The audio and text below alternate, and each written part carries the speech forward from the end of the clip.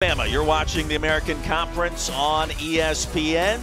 Cloudy skies overhead, but the AAC opener for UAB, the Blazers back in town for the first time in just about a month, facing undefeated Navy, fresh off of its upset against Memphis 1 week ago in Annapolis. So glad you could join us. He's Sam Acho. I'm Roy Philpott. Taylor Davis on the sideline joins us in just 1 minute. The talk of the town in the AAC right now, Acho, the Naval Academy. They're undefeated in this offense. The Millennial Wing T, they're getting it done. Well, they do so much differently. What they do is they'll have that wing T offense, so this triple option. Then they'll go into the shotgun. They'll run the traditional spread offense. Then they'll run some quarterback follow, quarterback power, quarterback keeper, quarterback throwback. So this offense is so hard to stop, not only because of their discipline, but they put the defense in positions and situations that they don't want to be in. They put up 56 points a week ago in that victory against Memphis, a double-digit lead in the fourth quarter. Blake Horvath, their star quarterback, that 90-yard scoring scamper, creating separation late in the game. He's a difference maker, and the numbers tell the story when you look at Navy, leading the country in yards per completion, top 5 in rush offense, and, of course, in scoring in the top 10. What makes them so difficult to defend is the fact that since they run so many different styles of offense, a defense only has a certain amount of time during a week, and so do I try to stop the triple option? Do I try to stop the quarterback follow? Oh, no, they went into shotgun. They're running a traditional offense. What do I do? It keeps defenses in a bind. Yeah, for Trent Dilfer, that was the big topic of conversation these last 2 weeks. UAB coming off an open date, the head coach for the Blazers. Well, you know about his time at ESPN as a broadcaster. Did a tremendous job at Lipscomb Academy in Tennessee, winning state championships as a high school head coach. And, of course, won a Super Bowl as the quarterback for the Baltimore Ravens. Now, as the head coach at UAB, trying to rebuild, entering year 2. And the thing that we talked to him about yesterday during our meetings was the fact that no matter where he's been, it's been about team building. Whether he was winning Super Bowls or Elite 11 or even now at UAB, he's always been about how do I bring out the best in my players. He says he sees the greatness in them. He wants them to see it in themselves. I see it in you, my friend. Tremendous start today here in Birmingham, Alabama. Navy won the coin toss and deferred. Rainy conditions earlier today. Skies have cleared for the moment. And 8 yards deep all the way into the back of the end zone. Blazers will take over at their 25. Kickoff to the end zone for the touchdown. Jacob Zeno in at quarterback, makes the start.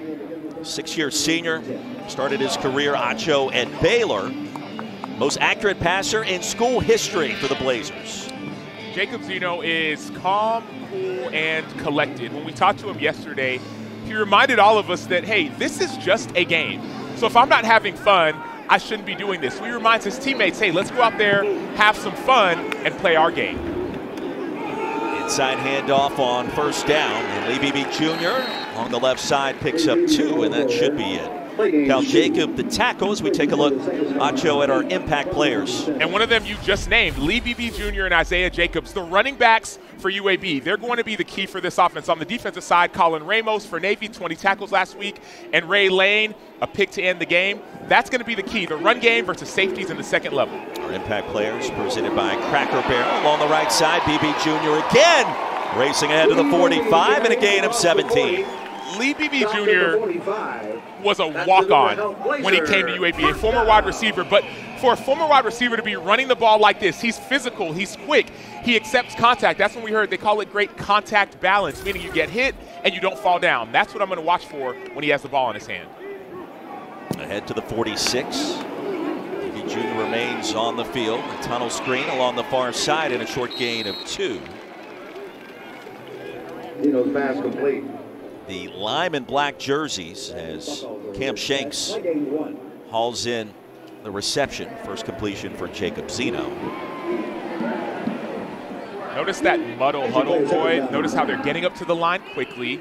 They're keeping the defense off balance. They're trying to change pace to get momentum. Time for Zeno. He'll check it down, incomplete to Beebe Jr. You may notice the different names on the back of these jerseys today. We mentioned the lime and alternate black colors. It's their second annual Smile a Mile game. as they recognize the names of 100 patients from Smile a Mile on the backs of those jerseys. And Smile a Mile, an organization that designated to help out children going through cancer treatments and their families. Much more on that as we go deeper into this one. Third down. Empty backfield for Zeno. Across the middle, some contact. And here comes multiple penalty flags. Rayon Lane bumped Amari Thomas. That should be enough for a first down. It was a correct read by quarterback Zeno, but we're going to hear and see that Ray Lane got there just a little bit early. Pass interference. Defense number 18. The ball will be placed at the spot of the foul. Automatic, first down. Sometimes as a defender, you say, okay, I know where the ball is going. I want to go and meet the ball. But before meeting the ball, you got to know that there's a receiver going in that same direction. Ray Lane has to be a little bit quicker. He studied the film, so he knows that, okay, when number 3, the third receiver from the outside in, runs up the middle, that ball's going to him. He's got to go a split second faster. Isaiah Jacobs, the new running back, a stutter step and a shimmy. And a gain of 1. Landon Robinson, the tackle. Converted linebacker now playing nose guard in this defense. That was down on the field, Roy, next to Landon Robinson. He is a very strong and large individual. One conversation with him this week preparing for this game. This guy that gets up 700 pounds on the squat in the weight room. Thinking at that weight, the bar starts to bend a little bit. Acho, you may have lifted that back in the day. Wasn't there, but I was close. It's a lot of weight, a lot of poundage. Jacobs straight ahead. Busting through the line for a gain of 5. So an impressive start for UAB. Their first touch on offense coming off the open date. And look, they were competitive against Arkansas. They had a 2-touchdown lead in Fayetteville 2 weeks ago. They did, and they had an opportunity to win the game late. They were down by 10, and the quarterback threw an interception, Jacob Zeno, but his arm was hit. The receiver was wide open. That would have made it a 3-point game in the fourth quarter with time to spare. So though this record isn't what UAB would want it to be, they're starting to find their identity. 4-man front for the midshipmen. Jacobs, we just kind of ran into traffic and stood there for a minute. Down to the 34. Justin Reed met him first. No gain on the play, and that play call signifies that Trent Dilfer wants to go for it on 4th. Correct. It's 3rd and 4. You're thinking, why would you run the ball on 3rd and 4? Most teams, oh, it's because I know we're going to go for it. Trent Dilfer is an aggressive style of a coach, and so he wants to go for it on 4th down. Second year for Trent Dilfer. The first big play. See the percentage in the middle of the pack so far. 57% on 4th down. Empty backfield. Time for Zeno. Then he's pressured from behind and driven down. Back at the 39. We just talked about big Landon Robinson, the former linebacker, now nose guard. Well, he found a way to Jake Zeno deep in the backfield. He's the dude that's on Bruce Feldman's freak list. Benches 450, squats 700. No, by the way, he can rush the quarterback. Landon Robinson is big, strong, and physical. Doesn't allow Jacob Zeno to get out of the pocket and gets his first sack of the day.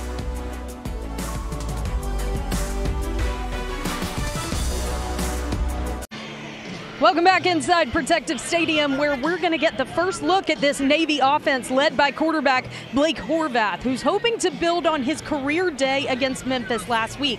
As complex as this Navy offense is, he told us, I'm completely confident in what I'm running. The coaches say he's a sponge. He's taken to everything that they ask him to do, which is a laundry list. They want to start strong here on this drive, guys. Yeah, he accounted for 6 touchdowns a week ago. Brandon Chapman gets the first touch. Across the 40 to the 41, a 2-yard gain. Michael Moore, the tackle. I mean, 6 touchdowns in a game for any quarterback is impressive, but nearly 200 yards through the air, 200 yards on the ground for one player. Number 11 for the Naval Academy has been, well, dynamite this year after winning that quarterback battle against Braxton Woodson going back to the preseason. Tunnel screen, Heidenreich. Heidenreich close to a first down. We'll take a look at our impact players when Navy's got the ball. And one of them is the one player you talked about. It's Blake Horvath, the quarterback. Ran for 211 last week, threw for 192. Then it's Eli Heidenreich. He's a running back, but they call him a snipe. He might be in the pitch game, in the option game. But then on the defensive side of the ball, Adrian Maddox, He's listed as DB. They moved him from the starting nickel to safety this week so that he can run and hit and find the football. Our impact players brought to you by Cracker Barrel. Wasn't up for a first down for Eli Heidenreich. The other side on the toss sweep. Teska picks up 6. Alex Teska, junior from Pittsburgh. High school teammates with Eli Heidenreich, and a nice job with Horvath on the toss. A great block by Cody Howard, number 83, to get Heidenreich out on the outside. He starts off as his tight end position, but all of these players on the edge, these snipes, they motion and they shift. Straight ahead on 2nd and short. It'll be 3rd and 1. Navy with 3 straight wins to open this season. Victories against Bucknell, Temple, and we talked about the win against Memphis. It's 1 week after the Tigers won in Tallahassee at Florida State.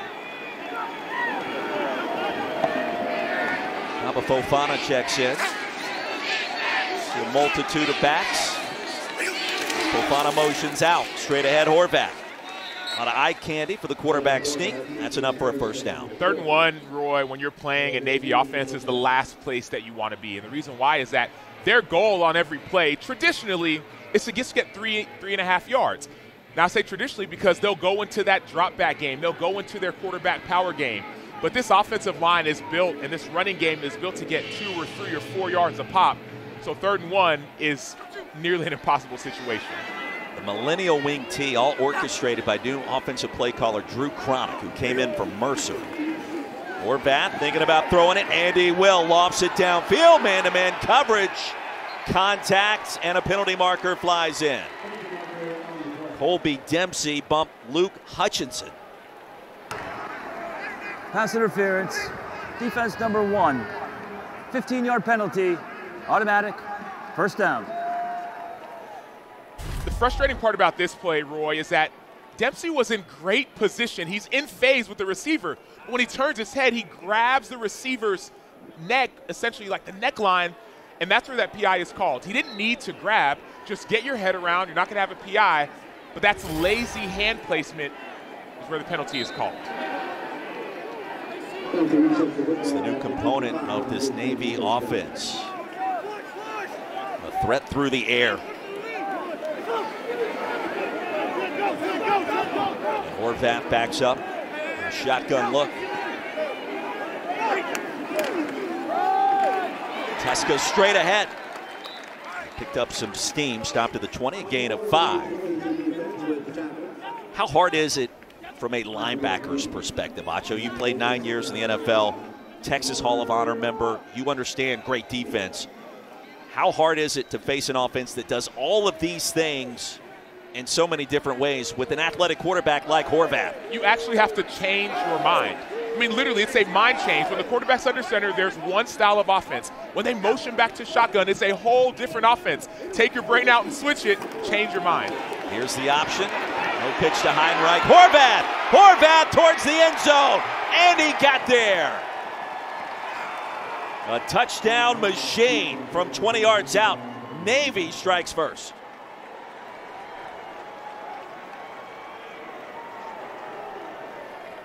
So this is why this offense is so difficult. I thought the running back had the ball, but no, the running back didn't have it. The quarterback has it. Then there's still that pitch option, meaning you can't go and all tackle the quarterback. You have to stay outside on the pitch. And oh, by the way, Blake Horvath runs 20, 21 miles per hour, so he's quick and athletic as well.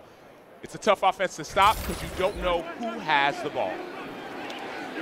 61 yards in 7 plays. Kirkwood on for the point after.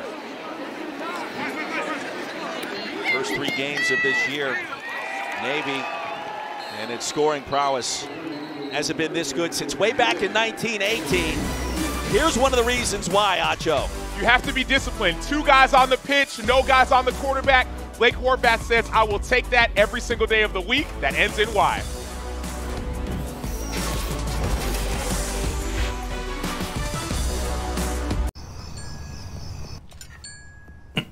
Sorry, honey, it's a work thing. Mine's also a work thing. I just need someone to cover my shift. So is mine. Alan says your business vehicle is now covered with Progressive. Protected 24/7, just like your home and auto. Oh, that's great. So dinner time's just phone time now? Sorry. You know, I heard that ground turkey is the healthiest poultry. You know what? Never mind. Just be on your phones. Faraway places, far away over. Why choose a mobile network built for places you'll probably never be, instead of for where you are most of the time? Xfinity Mobile was designed for where you need it most.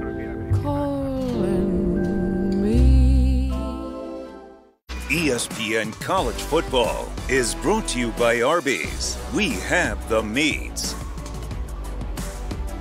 Well, yesterday, UAB's players met cancer patients in their second annual Smile a Mile partnership, wearing jerseys with the names of 100 Smile a Mile patients. In today's game, Smile a Mile's mission is to provide hope, healing, the spirit, and love for the whole family during the childhood cancer journey.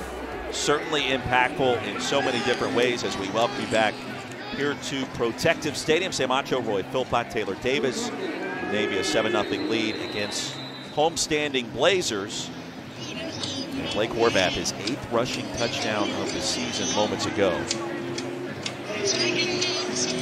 Trent Dilfer certainly has done a remarkable job here in Birmingham, not only trying to revitalize this program, but also to connect it with the community. 9 yards deep and no real estate available straight ahead. Across the 10 at the 12, and that's it. Navy special teams up to the challenge. So the way you want to catch this football is in your belly. So he caught it going backwards, and if you're going backwards, you lose momentum. Everyone on that kickoff team is running forward, including Jordan Sanders, who had that huge hit. And so you have to be a better decision maker when the ball's kicked over your head. Let it go over your head, or know how deep the kick's going to be a few yards back so you can catch it in your belly and run. Lee Beebe Jr., Jacob Zeno back on the field for the second time.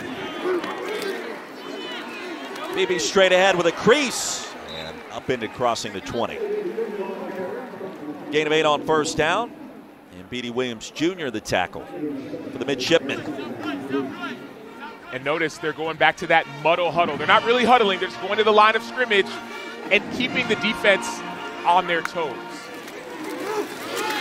Back to the well once more. Beebe Jr. spinning his way right at the line to gain. That is enough for the first down. Kyle Jacob the stop. UAB moved the ball effectively on that first possession. The drive bogged down near the 30-yard line of Navy. This is picking up where they left off from their game at Arkansas. They moved the ball effectively when they played Arkansas. Now they're trying to get it back going. Zeno's going to step ahead. And Jacob Zeno racing out of bounds across the 30.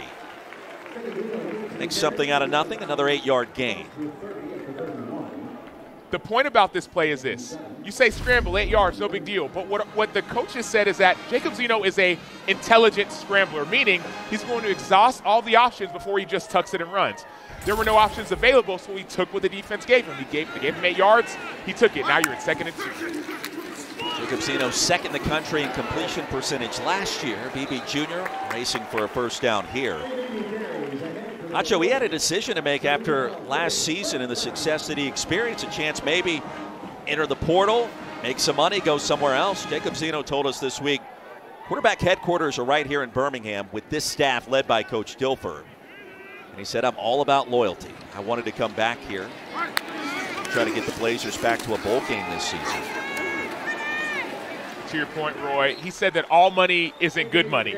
He said I could have the money now, or I could actually have a lot more later if I play the way I'm capable of playing this season with this staff, with Coach Mortensen, the offensive coordinator, with Trent Dilfer, the head coach. I could actually propel myself into a higher NFL opportunity. And so he turned down a lot of money and stayed at UAB. Isaiah Jacobs back on the field at running back. Offset eye look for the Blazers. Straight runs to start this drive, make it 6.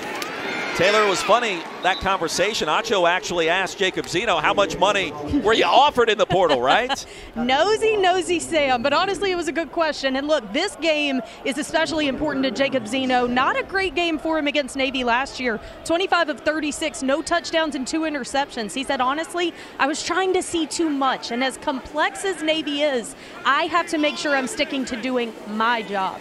Not easy to do. He said it felt like there were 20 players on the field for Navy's defense. That was a 31-6 victory by the midshipmen in Annapolis, their first ever meeting with the Blazers. Third down and long, Zeno retreats. Heading for a block on the edge. He'll try to get to midfield. That would be enough for a first down if he can. Instead, he's shoved out of the 49. It'll be 4th and 1, and that was Narayan that got there just in the nick of time. Intelligent scrambling. I love how he actually stuck that ball out to try to get closer to the first down. Now, that's a dangerous play. You stick that ball out, could be a fumble. But Jacob Zeno says, hey, I need this first down more than I need the safety of my body. They're going for it on 4th down again. 0 for 1 today in that department. That play was big. This one's even bigger. Diamond formation here on 4th and 1. BB Jr. powers his way into Navy territory. He'll have something to say afterwards. A 2-yard gain on 4th and 1. Lee BB Jr., Roy, is listed at 5'10", 220. Now, he's put on a lot of weight, but you can see that physicality as he runs over Colin Ramos, who's one of the leading tacklers in all of college football. That's physicality, that's strength, and unfortunately for Colin, that doesn't get counted as a tackle. And 20 stops last week in the win against Memphis. Play action, Zeno to the air and across the middle, incomplete, broke it up at the last minute. Ray Lane, the third, had the pick 6 to clinch that win against Memphis last week. He has been active to start this season. Yeah, he had 4 picks last year, was tied for the team lead. He's one of the guys on this defense that makes everything go. We talked to Coach Dilfer yesterday. He said the 2 inside linebackers and number 18, those are the people who make this defense work. And the reason why is that they fit off each other's gaps. They know where everyone's supposed to be. There's a very sound scheme, and they're very disciplined. Witherspoon on the field for the first time, lassoed, and it was Colin Ramos, the AAC Defensive Player of the Week with those 20 stops. And a loss of 1 here. It'll be 3rd and long again for UAB. Ramos is a team captain, Roy, and for this Navy team, being a team captain is a high, high honor. Well, the reason he's a captain is that they see how he plays on the football field. He makes tackles. He might have a bad play. He has a better play the next play. He was a team leader in tackles so far, 13 more than the next guy on the team. He's who they go to if they need a big stop. Second in the nation, 15 tackles per game coming in. Empty backfield on 3rd down. Zeno, backside pressure, and down he goes again.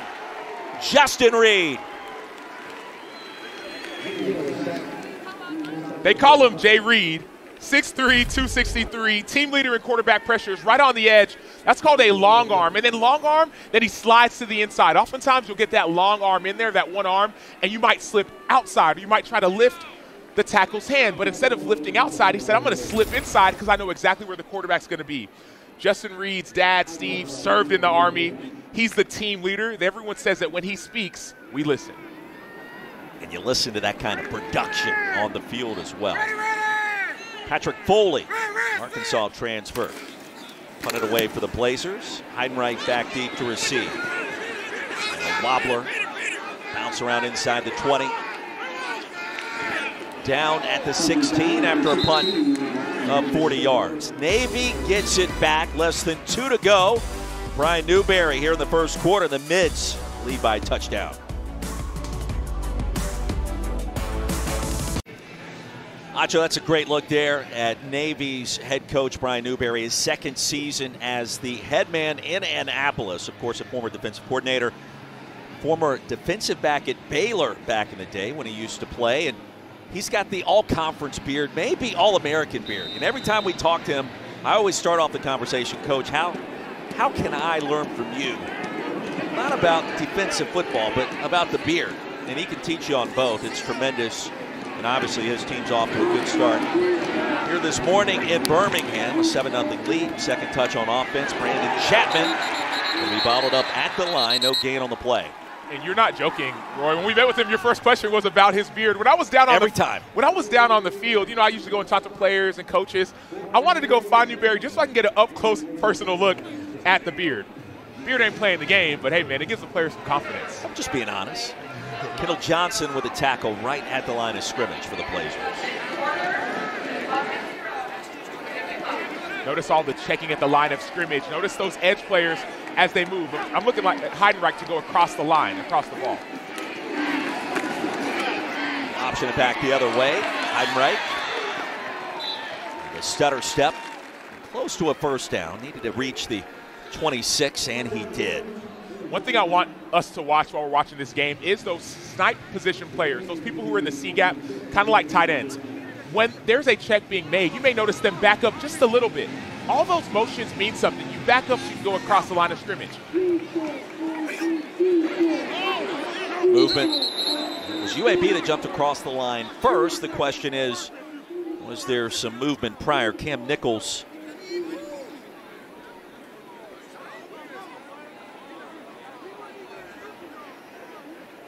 It was an interesting week for the Nichols family and for that win against Memphis. Offside. Defense number 95. Entering a neutral zone, causing the offense to false start. 5-yard penalty. First down. Derek Shepard Jr. jumped across, and I mentioned Nichols. His older brother Jalen Nichols played at Memphis, so they went toe-to-toe a week ago. And it was Navy that pulled off the win. Can you imagine the post-game conversation? I'm sure it was pleasant, but you understand. I mean, you have a brother that many people are very well aware of, and you guys, I'm sure, had your battles back in the day. Out to the flats, Fofana. And Gabo Fofana spins his way to the 34, stopped by Kelvin Hill. Well, you're right. We had our battles, and I remember when we played together in high school and middle school and college, but then in the NFL we played against each other, and just like the Nichols family, they showed their mom, and our mom was kind of had the jersey that half one team, half the other. So when you're on the field, you're fighting, but afterwards you all get together. That will be the final play of our first quarter. And the second possession for Navy. Midshipmen on the move again. The 7-0 lead off to this undefeated start in 2024.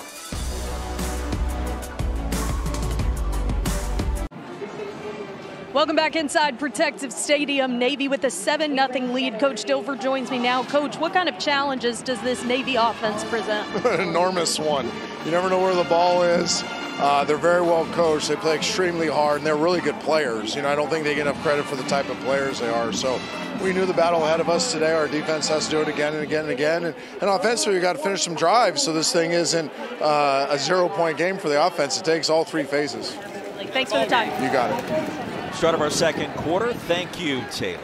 And up for a first down. Fofana racing off towards the left. Kendall Johnson brought him down. Talking with Trent Dilfer yesterday. Maybe my favorite quote so far of all the games that we've called this year, Acho. He said, playing Navy's offense is like trying to eat soup with your left hand. And I assume that Coach Dilfer's right-handed, because if you try to do it with the opposite hand, it's a little difficult to do, and it kind of dribbles out because you can't hold on to it. Right, something's going to go wrong. If you try to eat soup with your left hand, it's going to spill on the table, maybe spill out of your mouth. It's not going to go well. It's very difficult to stop. Very difficult. Eli Heidenreich hit hard. At the 40, it was Kelvin Hill, gain of 3.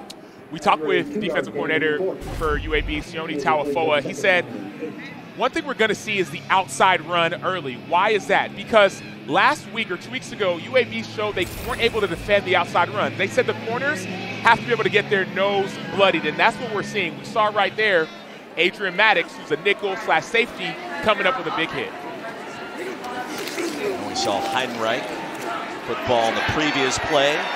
Pitch out to Chapman as the option returns and into UAB territory. Maddox a tackle, but not after Navy picked up 10. Everyone on defense, Roy, has a responsibility. Quarterback player, pitch player, running back player. Right there, you saw there was no one on the pitch. So what that means is communication has to happen from the inside out. No matter what the defense is called, everyone has a job to do. If you're not doing your job, you're going to give up big plays over and over and over again. Main Hassan on the field. Halfback position.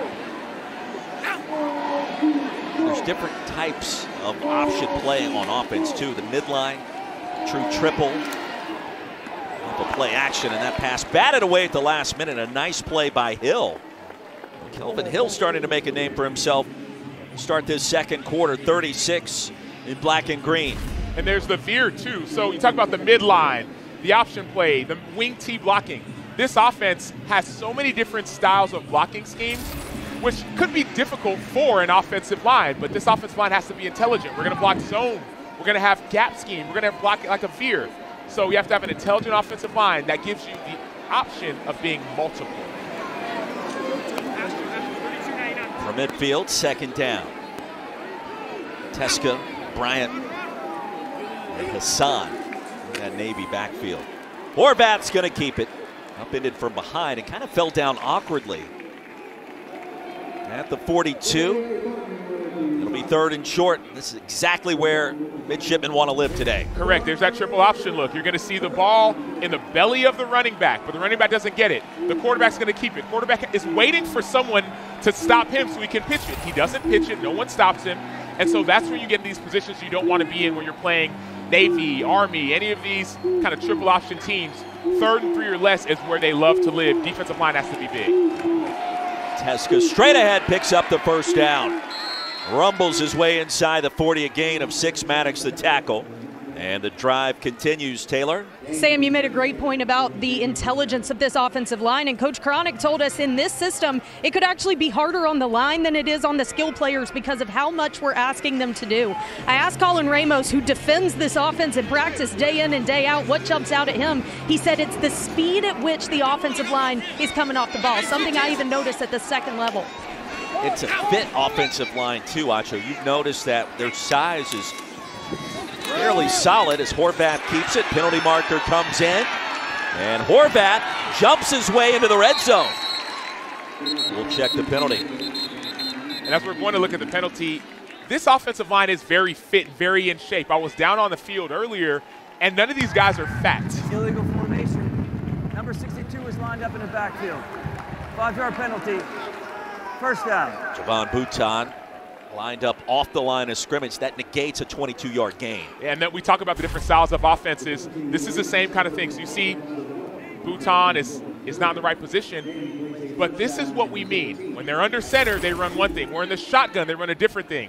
And then even they'll run what looks like a veer play or a quarterback option, then they'll turn it into a passing play. So that's a negative play where you don't want to be if you're Navy, but you still have multiple options to attack a defense. Ryan Newberry taking over for Ken Niumatalolo last year as the new head man in Annapolis. He wanted to run an offense like this. They started the year wanting to throw it a little bit more. It didn't really work out. Chapman's going to pick up a nice gain and get that penalty yardage back, stopped by A.J. Brown. He then turns to Drew Cronick, who was the head coach at Mercer, and he did probably his best job recruiting, getting Coach Cronick to Annapolis. As you see, Chapman now down inside the 35. And in fact, Drew Cronick told him no twice. And Coach Newberry said, I knew he wanted to come. We stayed with it and we got him. And now you see one of the most explosive offenses in America for undefeated Navy. Yeah, he led Mercer last year to a 9-4 record, their best record, I believe, in 50 years. Play action into the flats. Pass is caught. Horvath accurate. And Chapman dives across the 30. Brandon Chapman, 5'9", 167 pounds, but he'll attack you, and he's got soft hands. He does. He's one of those snipe players, those edge players that is, scored 2 touchdowns last game. Rushing, receiving touchdown in game 1. He's a junior out of Fort Lauderdale, Florida. He's 5'9", 167, not a big guy, but a versatile human being. 3rd and short again for the midshipmen. Fofana didn't need much. He'll keep the legs churning. He may have been stopped just short. And a penalty marker comes in late, 2. 2 flags fly in. And some extracurricular activity. Thomas Scully talking for a minute. And it was short of the line to gain. No doubt Navy has yet to attempt a field goal this year. That's not going to change here. Nathan Kirkwood, the kicker. They wish that it would. He wants an opportunity. Kickers are people too. Joe. Well, spoken like a true kicker, Roy. Thank you. What was your kicking record? I don't. Well, we'll get after the replay. All the plays are runners short of the line to gain after the play. Unnecessary roughness, personal foul. Defense number 15. Half the distance to the goal. Automatic. First down. Michael Moore. Watch the right edge of your screen. That's a first down for Navy. The frustrating part is Michael Moore is a captain of this team. And you get voted captain because you're one of the leaders of this team. But if your leaders are leading in that fashion, it doesn't help anyone who's following Michael Moore. And so Michael Moore, the senior, 6'5", 245, they talked about him moving him around a little bit more, but he has to play with more composure because that was a big third down stop. Third penalty against UAB's defense. Navy suddenly in the red zone. Showing that wing T look. Navy gets into the red zone. Good things happen. Heidenreich to the edge. Shoved out near the 5. Well, it's hard to be more efficient than what the midshipmen have been this year in the red zone. 12 times in, 12 scores, all touchdowns, Acho. And mainly it's been all people, but it's also been their quarterback, Horvath. Now, what we're seeing here, we're seeing them attacking the edges, etc. But watch for the legs of Blake Horvath in the red zone. He did it last week. He may do it again.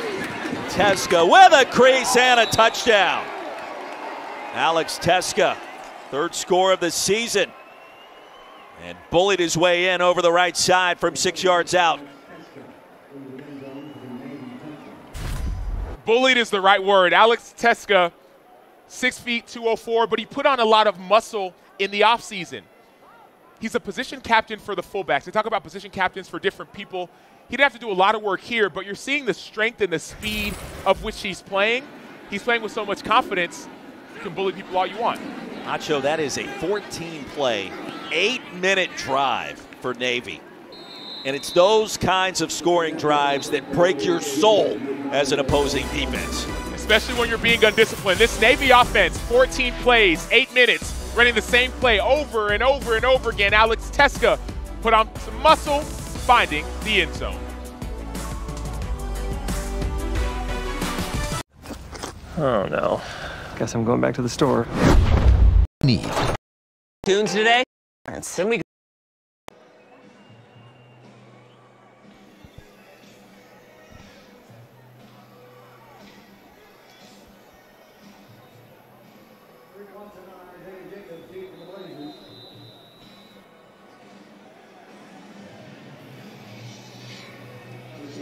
College football Saturday night matchup is the game of the Watson stumbled for a moment and driven down at the 27. Dogs, Crimson Tide, no Nick Saban. It's Saban Field.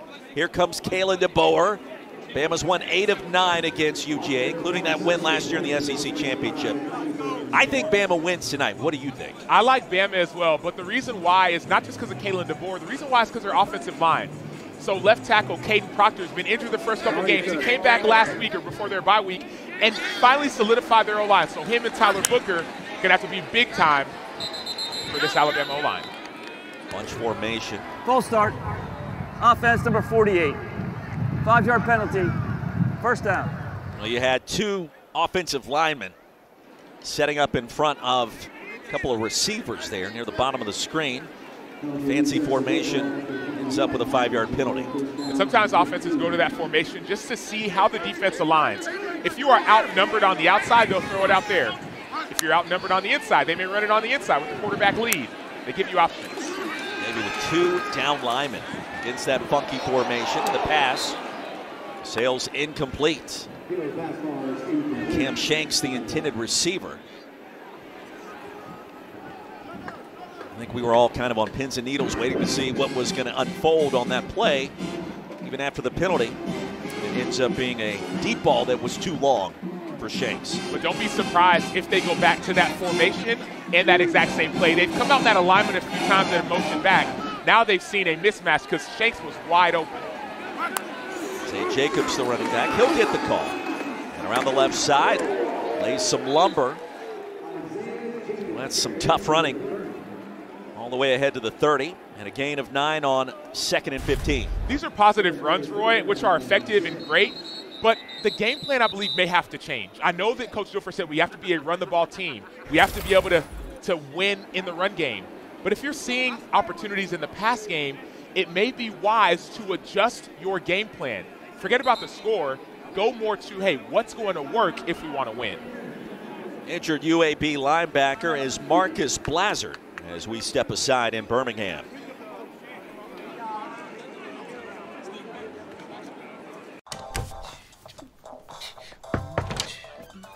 Hey, Flo. Cool leg warmers. Thanks. Yep, all You by A's 100.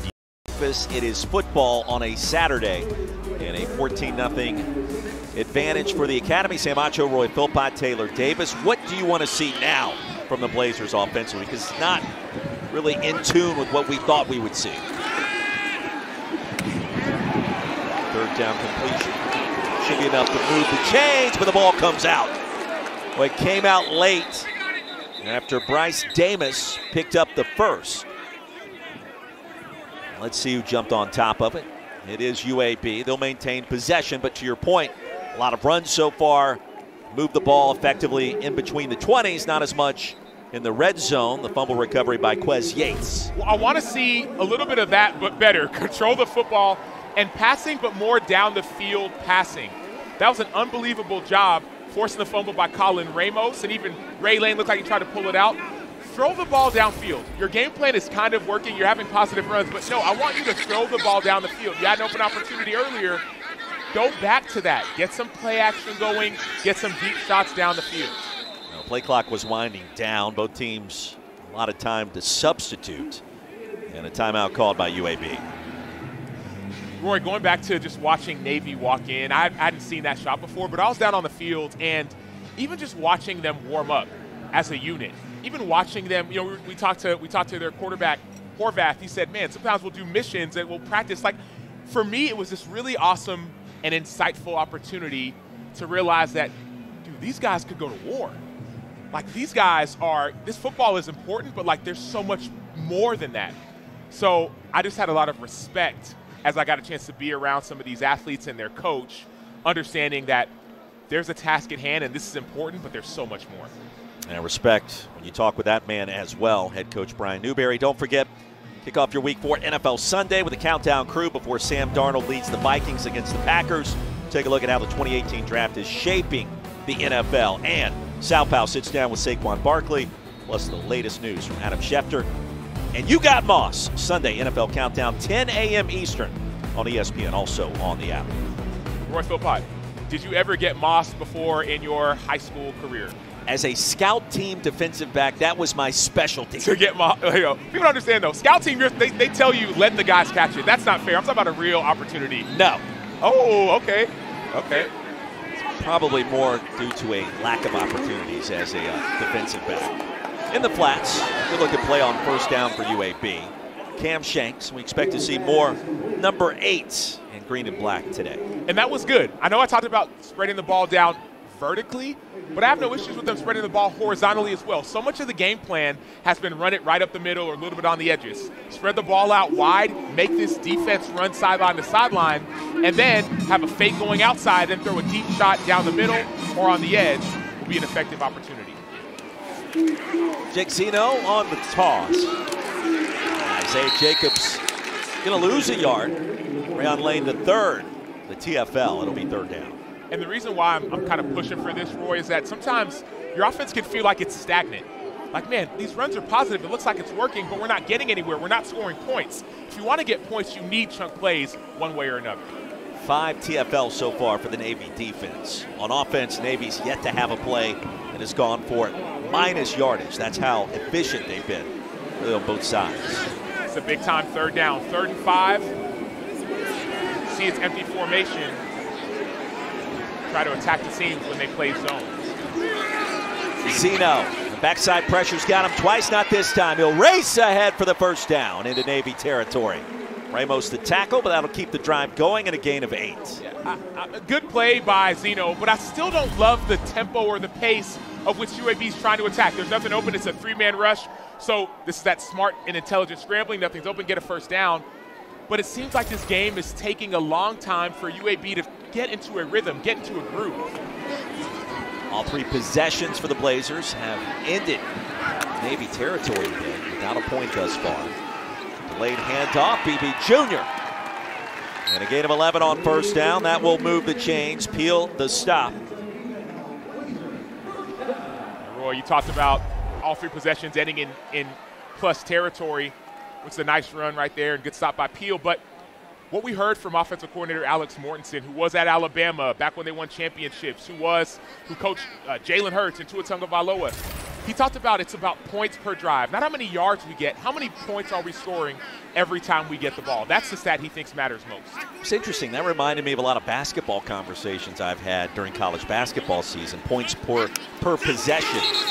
And that's something you hear a lot of coaches talk about. Movement, the line of scrimmage, they'll back them up 5. The new era of analytics. You can look at these games. Prior to the snap, full start. Offense number 79. 5-yard penalty, first down. Trey Badowski. But you can boil the game down, not to the basic elements of that, but in many respects, yes. Points per possession, points per touch of the football. Either way you slice it. But what Roy, are some of those the measurables? It's like the plus minus in basketball, you know, like those analytics mean something nowadays, man. Third pre-snap penalty called against the Blazers. Plus minus, basically, you're on the floor. Does your team outscore the opponent or get outscored? Zeno keeps the play alive. And on 1st and 15, he'll get the penalty yardage back. So it's just a way of examining how your team responds when you're playing versus other players on your team at the same time. It doesn't always equate to actually that, but you can talk about it and analyze it and present that to your team as a coach and say, hey, when this guy's on the floor, we're winning. This guy is, maybe we're not. Need to implement that in football, man. Plus minus. What would have been your plus minus? Oh, I don't know. I think I have some pluses, but definitely have some negatives. Yeah. I don't lie to you. I think you had more pluses than minuses. Banging forward is Lee Beebe Jr. 2 yards shy of the line to gain. It'll be 3rd and short. Justin Ross, the tackle. And UAB again finding its rhythm in between the 20s on its 3rd possession. And to your point, Roy, they're being stubborn, at least what coaches called it, stubborn in the run game. So they're not going away from it even though it's effective. Great job by BB finding the hole. Really better job by the offensive line. BB, of course, wanted to stay up, but oftentimes as a defender, when you go and get their legs and go low, it makes it harder, of course, because you don't have legs to run. It's hard to run for offenses to stay on their feet. High formation on 3rd down, and I don't think so. They're going to lose a half a yard. It'll bring up 4th and short. Lee Beebe Jr. with a carry. Blazers have been perfect on 3rd down on this possession. Until then. And they're going for the 4th down again. So you see the blitz on by Navy. They know in 3rd and 3 or less, which 3rd and 2 was this possession, they love to run the ball. That was an outside zone. So you blitz, and Jackson Campbell blitzes right off the edge. He's unblocked. He makes a tackle. 4th and 3. I love having options, but also trusting Zeno to make the right decision if nothing's open in the pass game. UAB 1 of 2 on 4th down so far. Play clock winding down. Jacobs, the running back, serving as pass pro into the flats. And that is enough to keep the drive alive. Mari Thomas the catch. A gain of 8 on 4th and 3.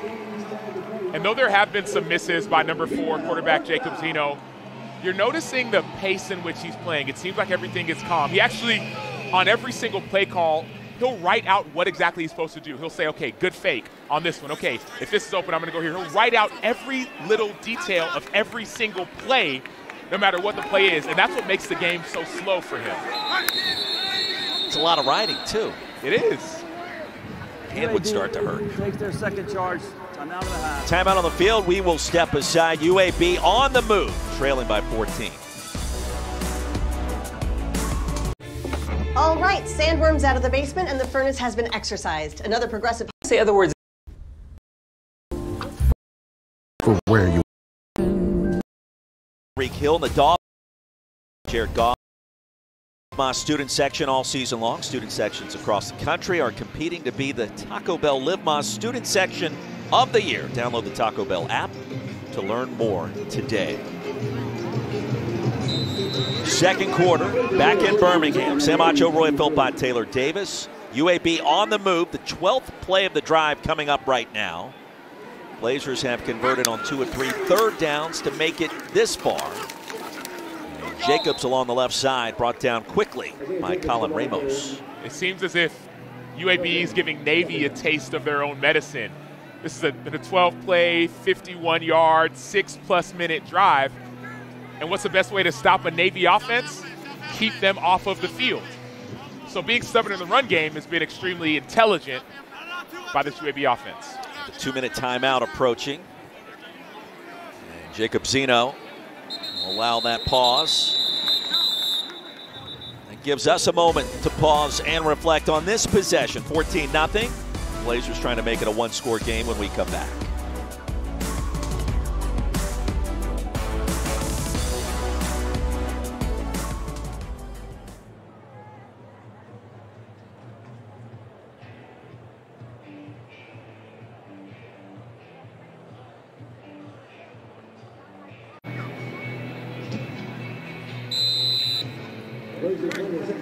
Can't wait to hear it. Acho and I will talk more about it in our second half. Tuscaloosa only 58 miles from where we are located here in Birmingham.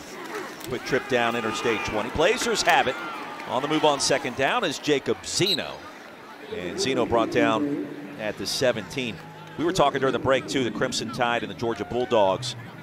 Has Kalen DeBoer shown everything that he could show up to this point in the season before facing Georgia? He has not. There's been some inklings or some sprinklings of that Washington offense here in Alabama.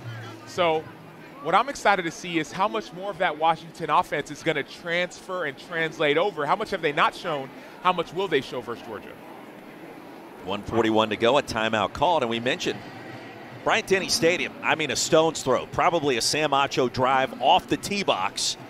58 miles away from where we are here at Protective Stadium. And so conceivably, we could have some fans or broadcasters tonight finish this game and then head down the interstate, 7:30, primetime ABC rather, taking that game as well. Do a doubleheader. Believe it. Don't just conceive it. I'll be one of those broadcasters. When our game ends, Roy Philpott, I will be going to Tuscaloosa, the 58-mile drive to Bryant-Denny to go and take in this matchup. There'll be more people there tonight than what you see right now. It's going to be slammed.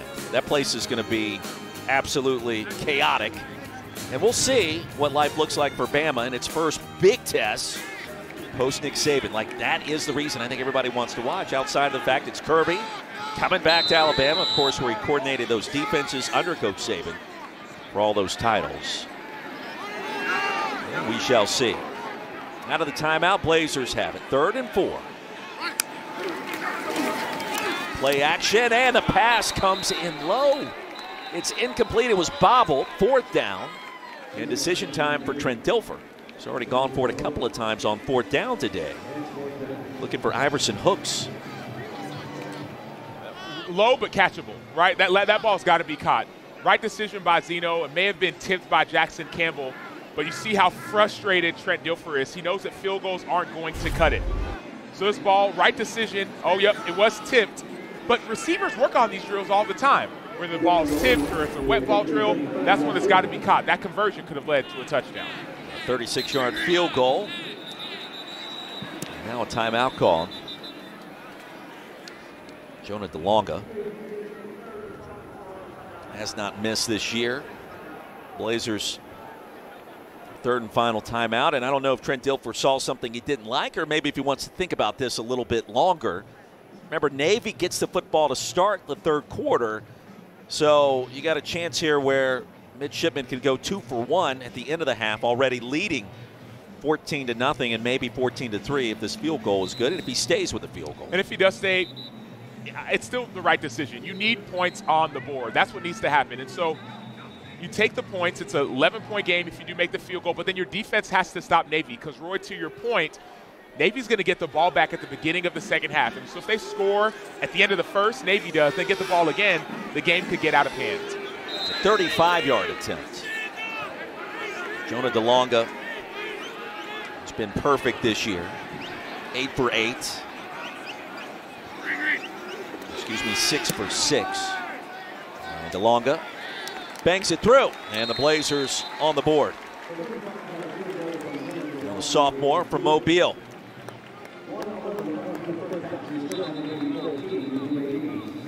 Makes it 14-3. You said 8 for 8. Maybe you're just telling the future. Yeah, 7 for 7 now. The WNBA playoffs roll on Sunday. That's tomorrow. Pair of game ones, the best of 5 semis. Brianna Stewart and the Liberty host Asia Wilson and the Aces, the defending champions. That's at 3 Eastern, noon Pacific on ABC. Then in prime time on ESPN, Sun take on the Lynx. WNBA Countdown tips off our coverage at 2:30 on ABC and also on ESPN at 8. I was in studio, Roy, and a few days ago we were talking about the ratings for these WNBA games. I mean, they have been through the roof. People are flocking to watch WNBA, and I love to see it. Navy's had the ball twice in our first half and has scored touchdowns on both possessions. And now make it 3 times as Midshipman will get it at the 25 after the touchback. Blake Horvath, well, what can he not do this year? Won the quarterback battle against Braxton Woodson in preseason camp. And you look at the numbers of the Navy quarterback. Total QBR, he's ahead of names like Cam Ward, Cade Klubnik, Jackson Dart. #1 in the country coming into this game today. He's a great decision maker, and you talked about him winning the starting spot. He started one game last year. In that game, he broke his thumb. And so think about the idea of, man, this is my opportunity, and then you lose it, and you have to come back and get it back again.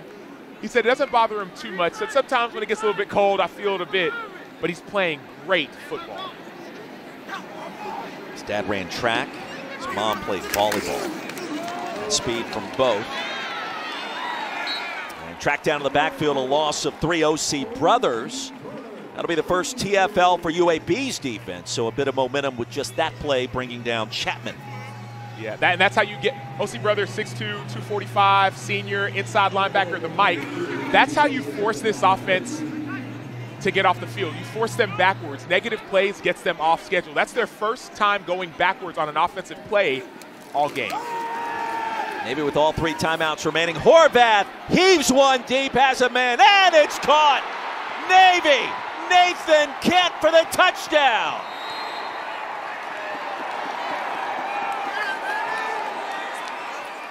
Acho, this offense can do it all in 2024. You talked earlier, Roy, about Horvath's dad running track. Well, Nathan Kent is a track guy himself. Competed in the Olympic trials. He has true speed. He runs on the track team here. He also plays football, and you're seeing that speed that defenders are not alert or aware of. Nathan Kent runs a 200, runs a 400.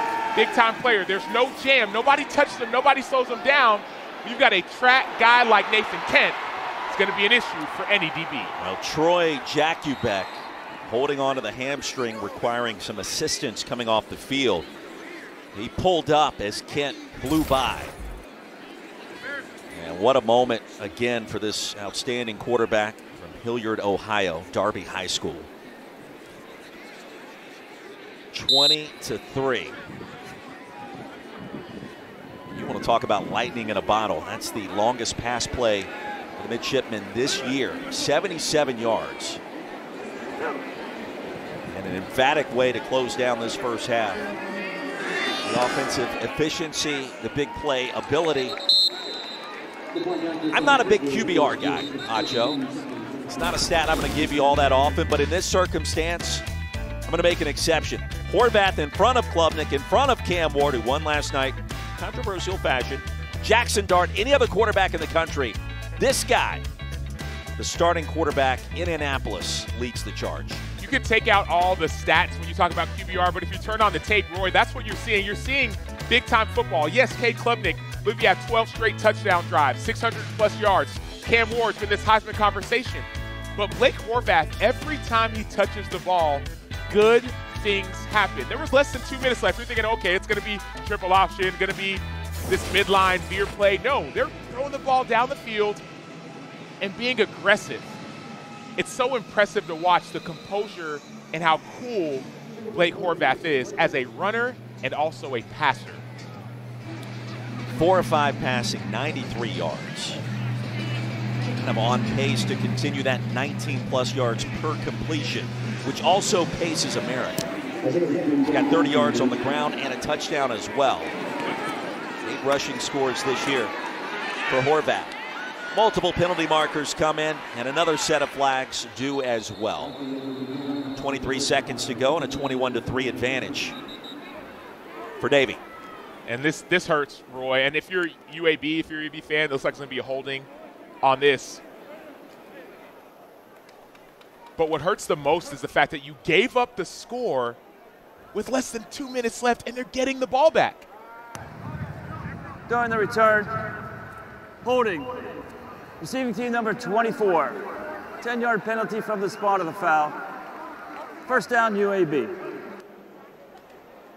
So not only do you drop a 4th down or 3rd down conversion that was tipped but could have been caught, hold to a field goal, you hold yourself to a field goal, but then you give up a touchdown, first play, deep shot on a team that loves to run the ball, and then at the beginning of the second half, Navy's getting the ball back. It's so demoralizing for a defense and for a team. One more thought on that. As a linebacker, when you're playing an option team and they complete a deep pass for a touchdown, your head's on a swivel the entire second half, right? Because you know that threat is there. You can't be as confident against the run because you know they can hit you with a deep ball. Zeno goes underneath and a short gain across the 20 to the 23. You have to change your language because you have to say, oh, no, this is not an option team. This is an everything team. They run the option. They run the veer. They run the zone read. They run the quarterback power. They run the traditional spread offense. So this is not option. This is everything. Should be the final play of the half, and it results in a Navy sack. The ball squirted out late. With a penalty marker down, Justin Reed already has a sack in this first half. Applying the pressure.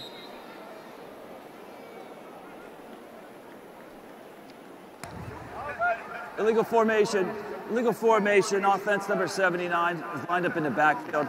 That penalty is declined. It is halftime.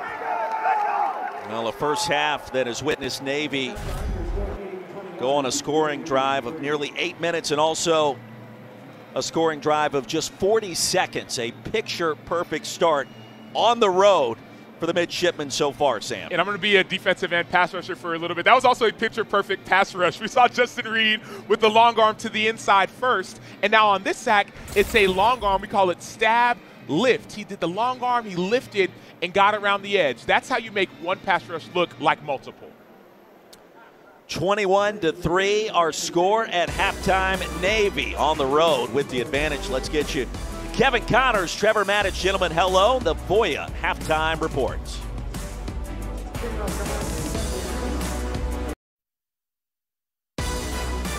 Back in Birmingham, you're watching the American Conference on ESPN. Halfway home, inside Protective Stadium. Undefeated Navy leading UAB by a score of 21-3. Sam Acho, Roy Philpott, Taylor Davis joins us on the sideline in just 1 minute. Navy undefeated, playing well in our first 2 quarters. Looking like one of the better teams in the group of 5. Navy has 3 possessions, 3 touchdowns, on the ground and through the air. They've done it all, and also they have the defense to go with it. And so Navy's playing like a complete football team. Let's take a look at our first half stats presented by Sling. I don't know that this tells the story. TFL certainly do. Yards per play definitely does. 8.3 versus 3.8. Yes, it is a bit palindromatic, if I may. 8.3, 3.8, but that's a big story. The yards per play and the tackles for loss. Navy has gone negative 1 time. Was going to go today. All on display in the first 2 quarters. Right here, Horvath looking for someone to pitch off of. No one takes the quarterback. 2 guys take the pitch. He finds the end zone. Now he hands it off. Teska finds the end zone. And then if they don't do it on the ground, now you throw it to Nathan Kent, who competed in the U.S. Olympic trials in the 400. He's just too fast for everybody else. One of the top 35 400-meter runners in the world, at least in America. And so that's what makes this offense so difficult to stop. It's not your traditional wing team. They do everything. Teska the back as Horvath on the quarterback keeper. We check in with Taylor Davis. I spoke with Coach Newberry at the half, who was, of course, very pleased with his offensive efficiency in the first half. He said when you're not getting a ton of possessions, you got to make the most of them and score touchdowns, which is exactly what they did. Finally hitting that explosive play, which he said does not happen unless you're doing your fundamentals correctly. He does want to see better blocking on the perimeter. And, guys, I do have to confirm, the beard was strong, Okay. got to say. Now we're getting somewhere. That was my next question. How did the beard look up close and in person? It was Yes. excellent, yep. There we go. Majestic. Thank you. Horvath bottled up. He's going to lose a couple. And a sandwich play with Des Little. Michael Moore. Michael Moore is one of the leaders on this defense. He's one of their captains. One thing that we heard from defensive coordinator for UAB, Sione Taofoa, is that he's great at adjustments. That's one thing that Trent Dilfer said. He's one of the greatest second half adjusters. What are we seeing? A negative play, second half adjustments. So we're going to see UAB more aggressive in this half to force third and longs to get Navy uncomfortable. Shotgun look. They'll screen it back the other way. A little trickeration, and that's enough for a first down and a lot more. Rumbling into UAB territory. Heidenreich still on his feet. That's a touchdown.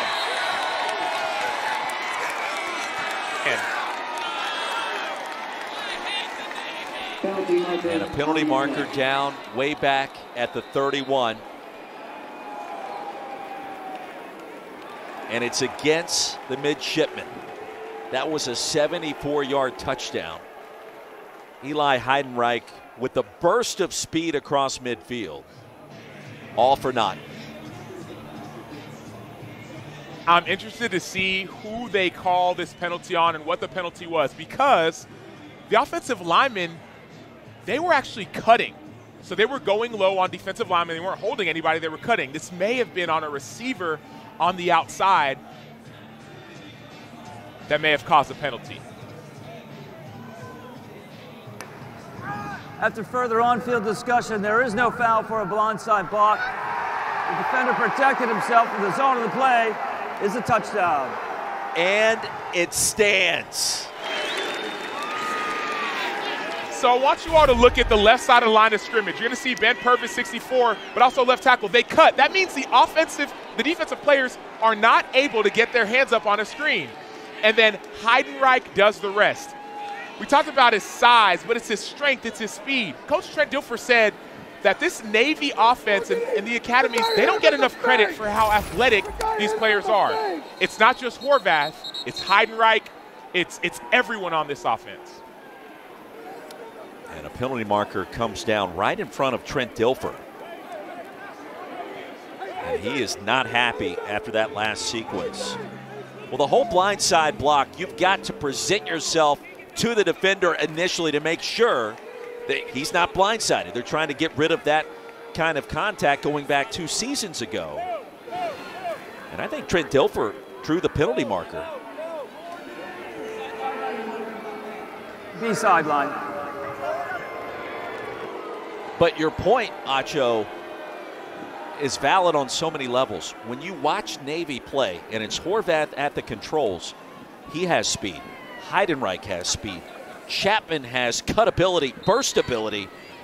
It's a different vibe with this offense. They're all running around with a ton of confidence, knowing what they're trying to execute with this Millennial Wing T. Totally different than this program a year ago.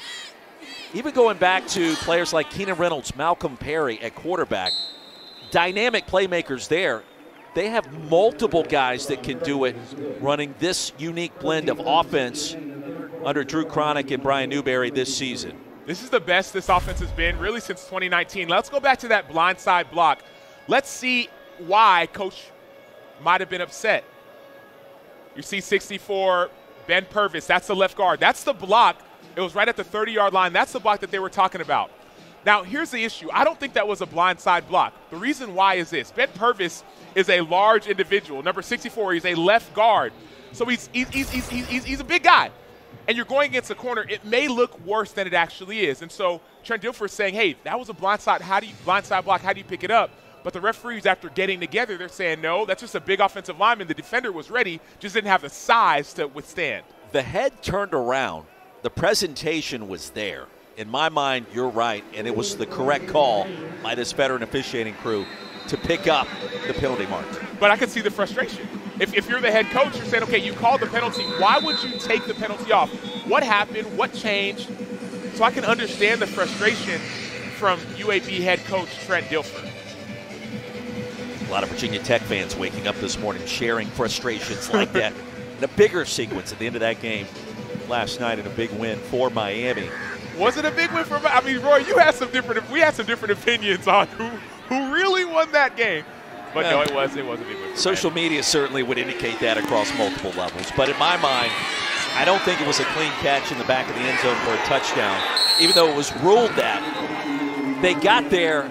I wouldn't have overturned the call on the field because I didn't think there was enough video evidence and it wasn't indisputable to change it.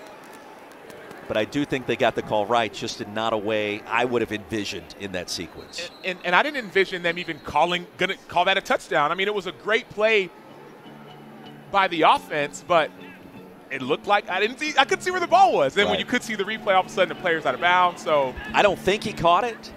I don't think you could have overturned it based off the video evidence, but did they get the call right? I think so. Very confusing.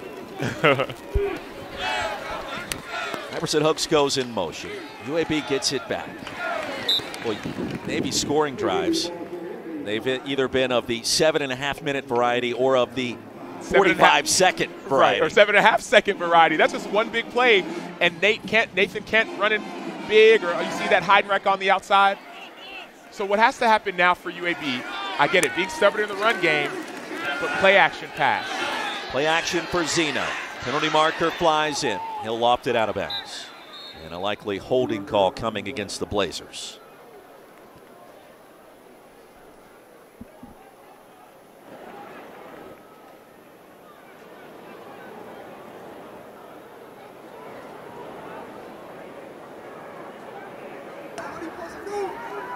Holding, offense number 48. 10-yard penalty, second down. Bryce Davis. This defensive line, Roy, has wreaked havoc on the offense. So you're going to see 48, the left side of your screen, tight end trying to hold up. You cannot pull, throw, and grab. But even despite that, you see Landon Robinson come on the inside. 6 feet, 285, the junior from Ohio. He's the strongest player on the team. But you talked about it. He was a former linebacker, put on 45 pounds to move to defensive tackle. So he's still got the quickness. Zeno takes off on 2nd and long. They'll get the penalty yardage back. 3rd down and 10 coming up. A big play here for the Blazers. Make no mistake about it. Down 28-3. You don't want to give it back to Navy and the way they can play keep away or explode for a big play. Correct. We have to redefine how we talk about Navy. It no longer is it triple option or wing T. They can do it all. They can do it on the ground game. They can do it in the pass game. Big plays, screen plays, running back, quarterback plays. This is not your typical Navy offense of old.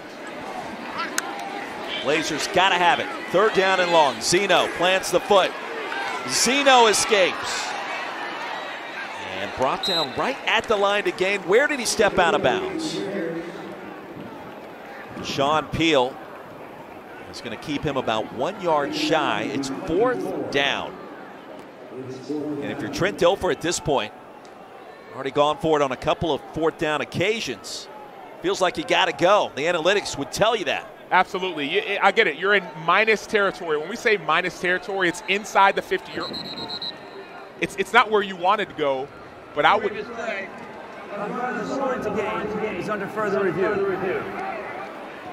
Yeah, I have no issues with Trent Dilfer going for this. Now, when I watched it, mind you, we're up in the booth, we're up in the box, we're a little bit far away. This is the far sideline. It looks to me as if Jacob Zeno was able to get the ball past the line of scrimmage.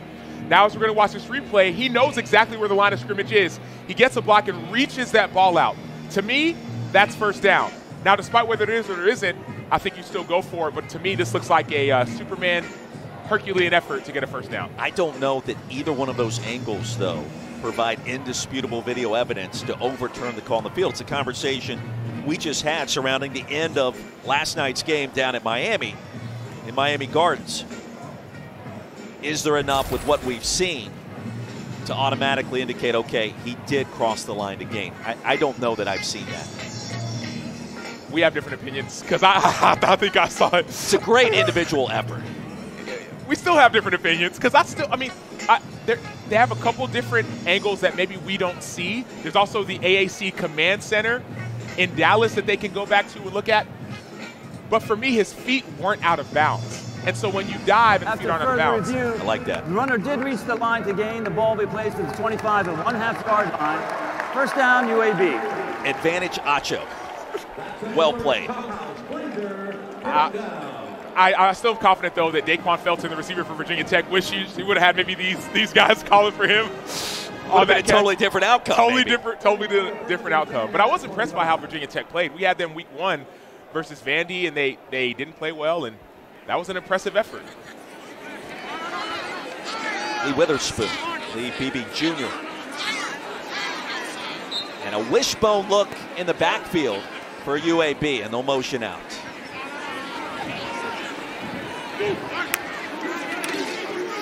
And they'll run a reverse, a little trickeration coming the opposite way. Brandon Hawkins Jr. And a big play for the Blazers. Gain of 15, that'll move the chains. Was a tip of the cap to the service academies there with the wishbone look. And then they run the reverse, coming back the other way. It was, but you could tell by how they lined up initially, they were going to motion. That look wasn't going to be effective, but it was when they motioned to this quarterback shotgun look. The defense is all running one way, and they pitch it on the reverse. That's a big-time positive play. The one way you can attack this Navy defense so far has been on the edges. Hopefully for UAB, once those edges start getting not secure, you can start taking shots down the field. Speaking of shots, Zeno, the pump fake. He'll buy some time and a little bit more. And ushered out crossing the 40 by Kyle Jacob. Was an awkward wishbone formation, I will tell you that. It didn't feel like it was comfortable. I can't tell you the last time I've seen that formation in a game that we've called. It's been a while. It has, and you have to practice. Some of these formations, we talk about how effective Navy's offense has been. You go through periods in practice where you work on the exact same formation, the exact same play, the pitch read, the option read. You'll go through these things, fear blocking, over and over and over again until it becomes second nature. Zeno produces 4 yards on the scramble. Maybe Jr. will get a couple of more. UAB almost exclusively on the ground. You see the 30-second play where they've stayed on the ground versus just 9 passes so far. And trailing by 25. Still a lot of football left to be played. They got to start scoring points. Correct. This is a critical third down. We always talk about the importance of third down offense or third down defense. The reason why it's important is that if you don't get it, now you put yourself in a precarious position. Do you go for it on fourth, give the other team good field position, or do you try and get it and keep your offense going and score? Movement at left tackle, John Darius Morgan. False start. Offense number 70. 5-yard penalty. Third down. We've talked a lot about the game coming up tonight, 58 miles down the road. Georgia, Alabama, ABC primetime. Number 4 versus number 2. Some early games today also standing out with what Kentucky has done so far over on ABC right now against Ole Miss. A 10-7 lead to start the second half for an Ole Miss offense that has been unstoppable this season. So perhaps the Wildcats looking for another upset, just as we saw 2 weeks back against Georgia at home. It's a 1-point win by the Dogs. Zeno on the crosser and behind Beebe. Makes it 4th down. And this one, you're going to have to punt it. But Jacob Zeno is frustrated. The pocket is relatively clean, but that ball is too far behind Beebe. Beebe's a former receiver, but I don't care if you're a former receiver. That's behind you. One hand, it's hard to catch. And so Zeno's got to calm down a little bit. I understand there's been pressure, there's been a couple sacks, but you've got to be able to keep your composure at critical moments. Patrick Foley, Arkansas transfer. Punted away, Eli Heidenreich. A fair catch called for and made at the 22. Navy gets it back, and as Acho just said, the conversation starts to change with this group.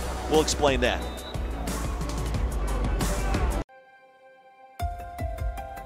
Welcome to Liberty University. Mine's also a work thing. I just need time now. You know, Thursday night, Bryson Daly goes for 152 and 3 touchdowns. Army now improves to 4-0 in a rout at Temple. 3-0 in the AAC, and the Black Knights have now secured, 8 consecutive victories. That ties with Missouri for best in the country in terms of active streaks. And Acho, right now, the top of the AAC. Army undefeated, Navy on its way perhaps to improving to 3-0 today. I think in our minds, especially what we've seen out of this group from Annapolis, this is the kind of team that could provide plenty of headaches to a program out of the Power 4 late in the year, maybe a Notre Dame at the end of this month, or the end of October rather. They look like a team that could crash the whole party, is what I'm saying. With this offense and what they're able to do on defense, I'm just going to toss that your direction and see where you want to go. Well, by the party, you mean the 12-team playoff. And the highest-ranked Group of 5 champion is going to be in the playoff. And so depending on where they're ranked, they could be higher, it could be 12, who knows. Teams may not want to play this style of offense. Horvath keeps it. That's a first down and a little bit more. Horvath into UAB territory, Taylor.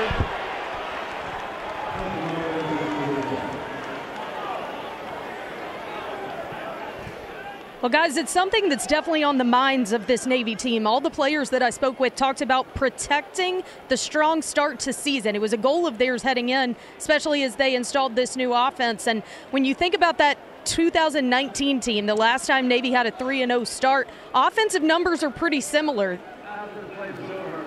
Personal foul, late hit out of bounds, defense. 15-yard penalty added to the end of the run. First down. This offense is averaging 470 yards a game. The one in 19, 468 a game. They had a dynamic quarterback in Malcolm Perry, but the coaches say we've got a better supporting cast now. They've been off to a strong start, but this game was critical for them. Coach Newberry challenged them this week after the excitement of upsetting Memphis. He needed to see the focus and intensity of this team protecting that 3-0 start. They're doing that so far. And the 2019 team beat Kansas State in the Liberty Bowl. The difference between then and now is there's a 12-team college football playoff. And if you have a chance to get to 10, 11, 12 wins in the regular season, your conference championship game. Offside with contact. Defense number 95.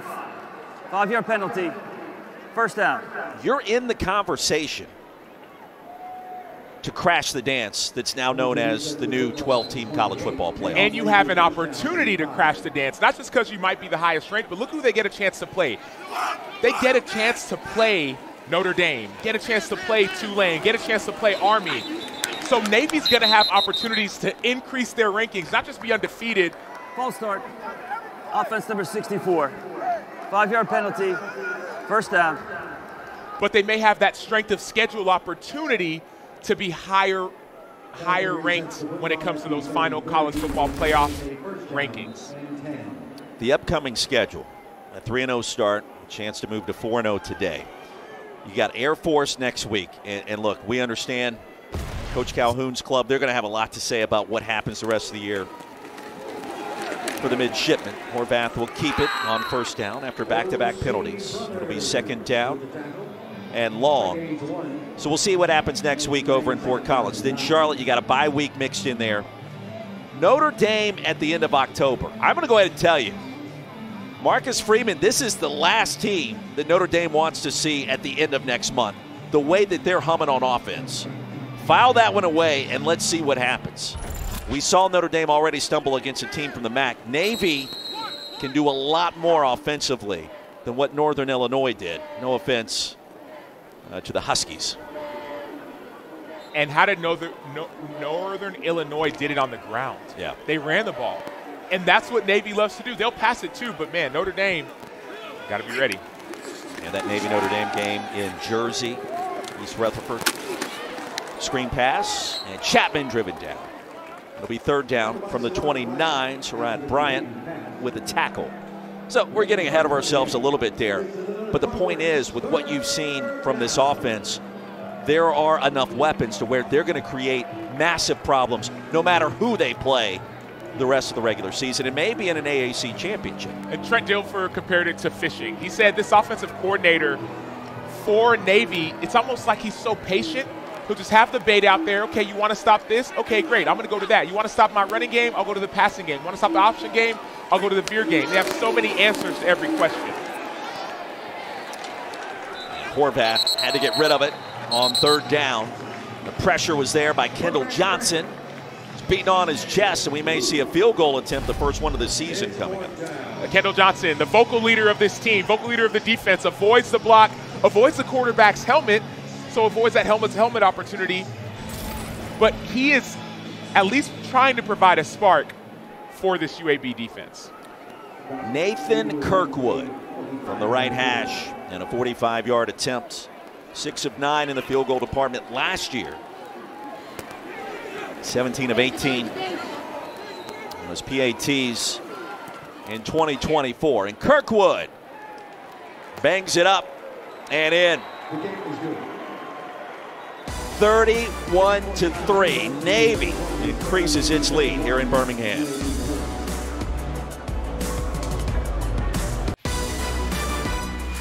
ESPN College Football is brought to you by Arby's. We have the meats. UAB running back Isaiah Jacobs, a true story of perseverance. His older brother Josh Jacobs, former Alabama great. The family had to overcome quite a bit of adversity during his childhood. Oftentimes, they struggled with homelessness, not knowing where their next meal would come from. But now, Isaiah is one of the team leaders specifically in community service. Guys, I spoke with him this week. He said, my first bed was my sophomore year of high school. But to be on a platform like this, to have these opportunities, it's my mission to help and be an ally to those in similar situations as me, whether it's children's centers, homeless shelters. He said, sometimes I'll leave practice, walk around downtown Birmingham and see if I can find anyone homeless and ask how I can help. He's a true leader. He's motivated by what he's been through. And in a day and age in college football, guys, where it is talked so much about individual gain, stories like this bring us all back to what's truly important. Incredibly impressive young man.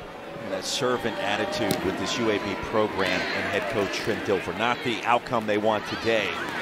In terms of giving back to the community, I don't know that we've seen any team in college football do more than what they do in Birmingham. And even going back to Isaiah Jacobs, he transferred here in the spring.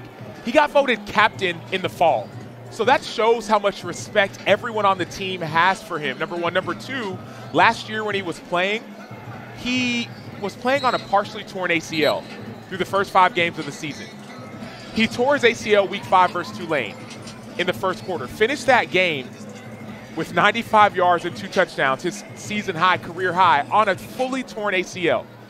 So not only is he persevering off the field, but he's persevering on the field as well. UAB's offense back on the field, facing a 28-point deficit. Lee Beebe Jr. along the right side. Well, it's the food for our journey, volunteering with UAB football. Yesterday we saw it firsthand, making sandwiches. The football team makes those, and then they help distribute those sandwiches as part of their contributions to the community. Trent Dilfer was quick to point out the number of community service hours that his program has turned in since he was named the head coach.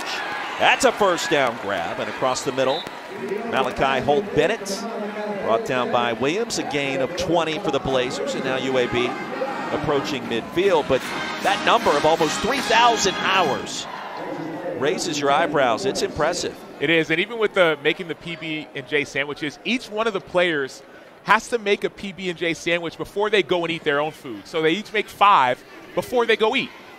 And so that just shows this idea of, hey, we want people who are not just great leaders on the football field. I want you to lead in the community as well. All right, Thomas goes in motion. Beebe Jr. will try to bounce it outside. He cannot.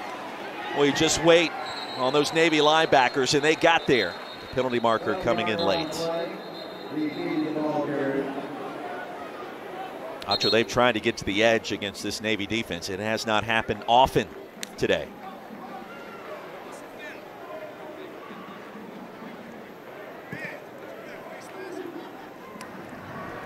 personal foul, face mask, defense, 15-yard penalty, automatic, first down. See if we can discover where that penalty occurred. And right there, Marcus Blazard, saw him helped off the field back in the first half. He's healthy, ready to go. 15-yard infraction. Blazers trying to get to the end zone for the first time.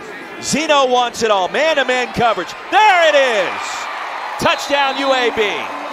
Iverson Hooks. First touchdown of the season for numeral 0, the longest play from scrimmage. It's a 39-yard scoring strike.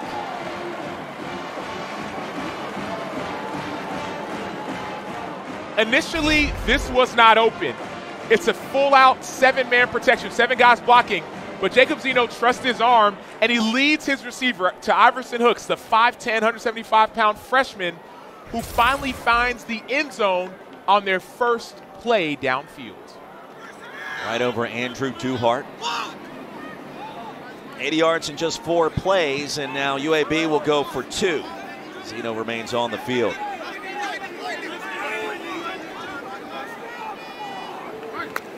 Witherspoon, the running back. Zeno will roll it out towards his right. Cross his body, there it is. Penalty marker comes in as well. Maury Thomas caught it.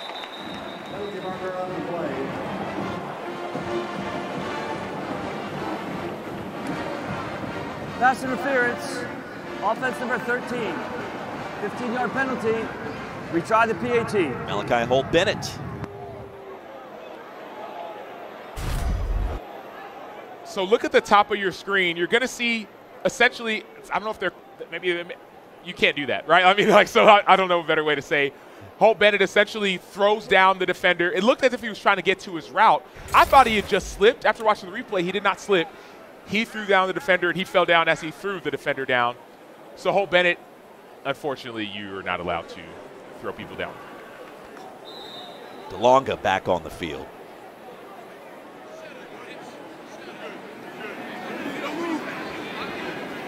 He has been perfect this season, the field goal and extra point department. And from inside the left hash. Point after is good. Iverson Hooks, a redshirt freshman, gets it done for the Blazers. Big time play by Hooks, big time play by Zeno, gets it down to a 3-score game.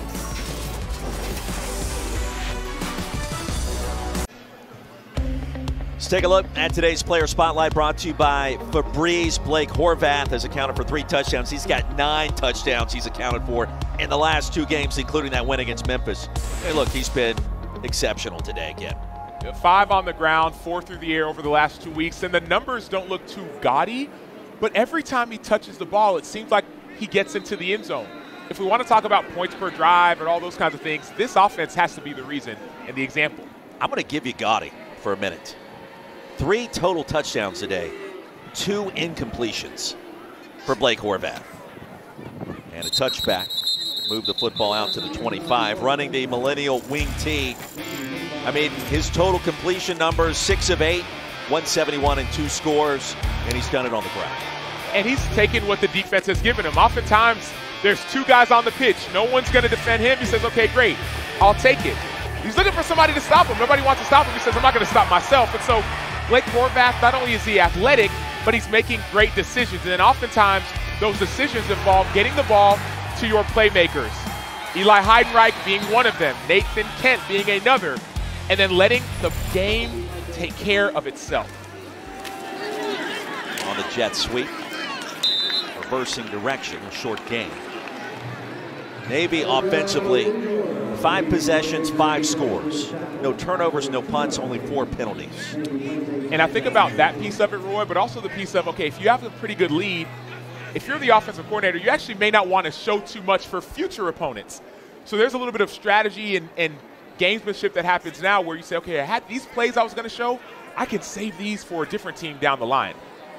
Blazers would love a stop and try to get back in. The snap went out of Horvath's control for a moment.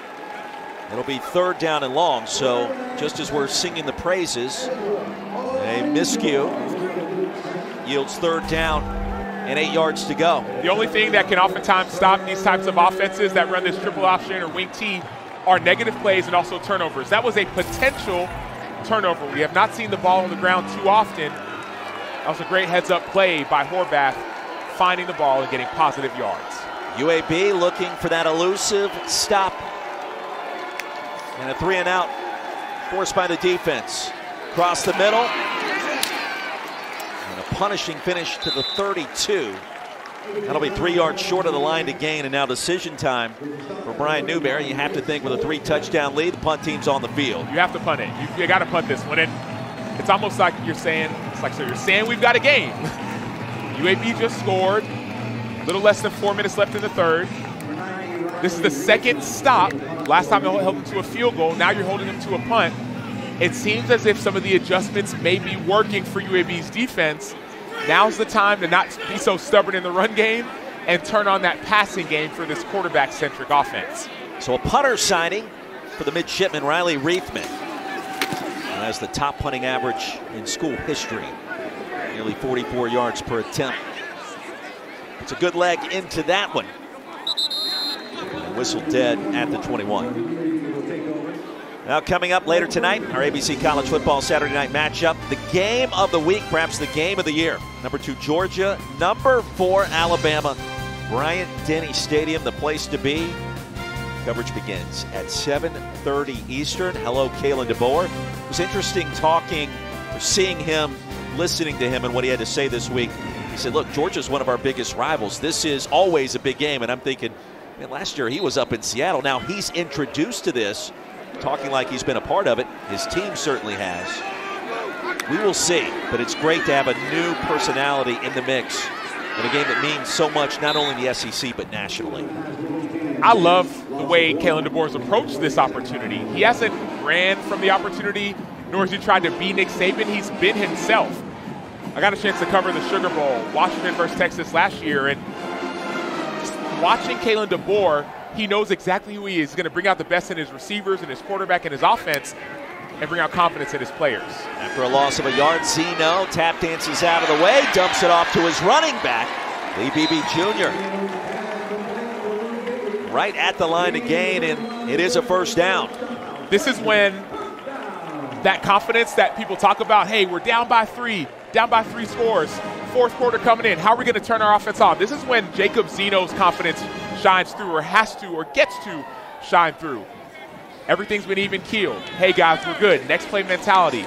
This is when you keep that mentality, but also you turn it on with some big plays. 4 straight completions for Jacob Zeno. Al's Payne motions out. Zeno takes off again.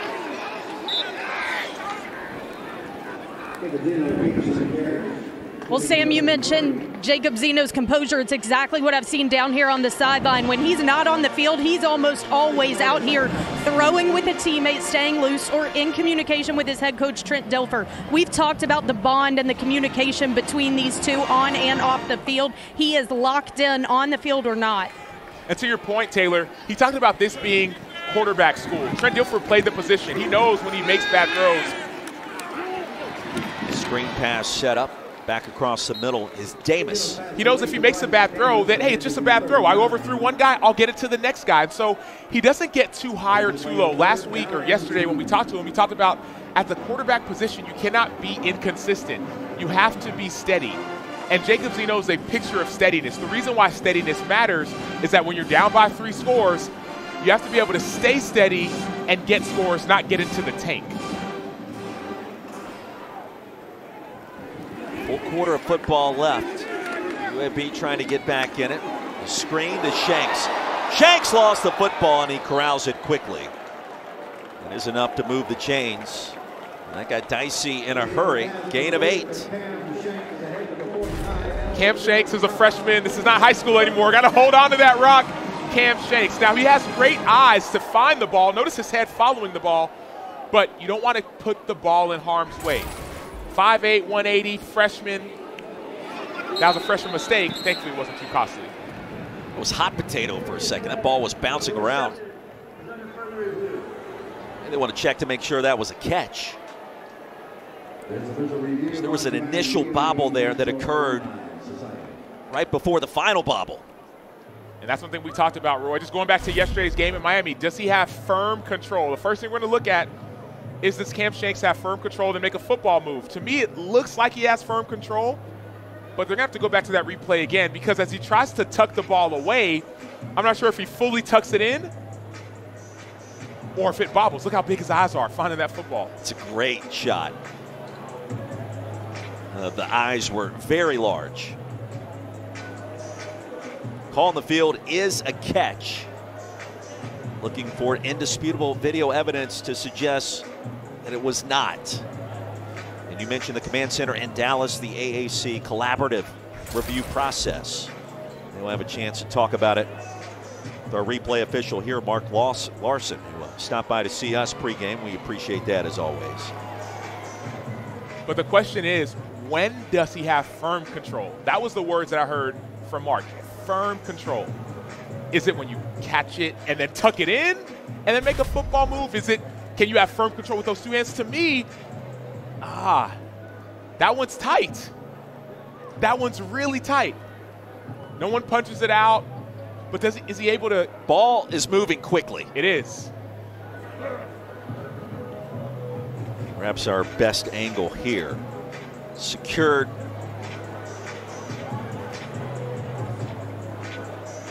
Eyes get big. The double bobble. And then he secures it on the back end. You and I are both looking at each other, totally speechless. I'm stuck. I really am, because it was called a catch, and from the first look, it looked like a catch. But as you look at some of these After replays, further review, the ruling of the field has been confirmed. It is a catch and a first down for UAB. The initial frame is blocked off a little bit in the traffic across the middle. I don't think there was enough there that where you could change the call. They confirmed it, and for Trent Dilfer, he'll take it, and a nice job by Shanks to make sure that he jumped on the football after losing control, after making the catch. Correct, and making that second step. We talk about a football move, that second step is that football move. Could be the final play of the third quarter. Zeno wants it all, nobody home except the Navy defender. Intercepted. Mbidi Williams Jr. And that's a mistake as a veteran quarterback you cannot afford to make.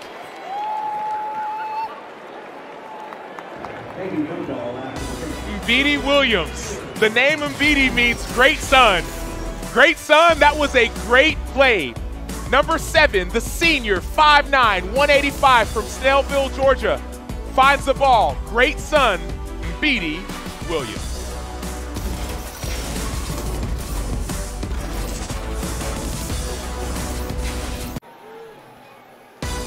Hey, today's featured college football game on ESPN Plus, TCU at Kansas, live from Arrowhead. Coverage begins 3:30 Eastern, 2:30 Central. To get ESPN Plus, go to plus.espn.com or download the ESPN app today.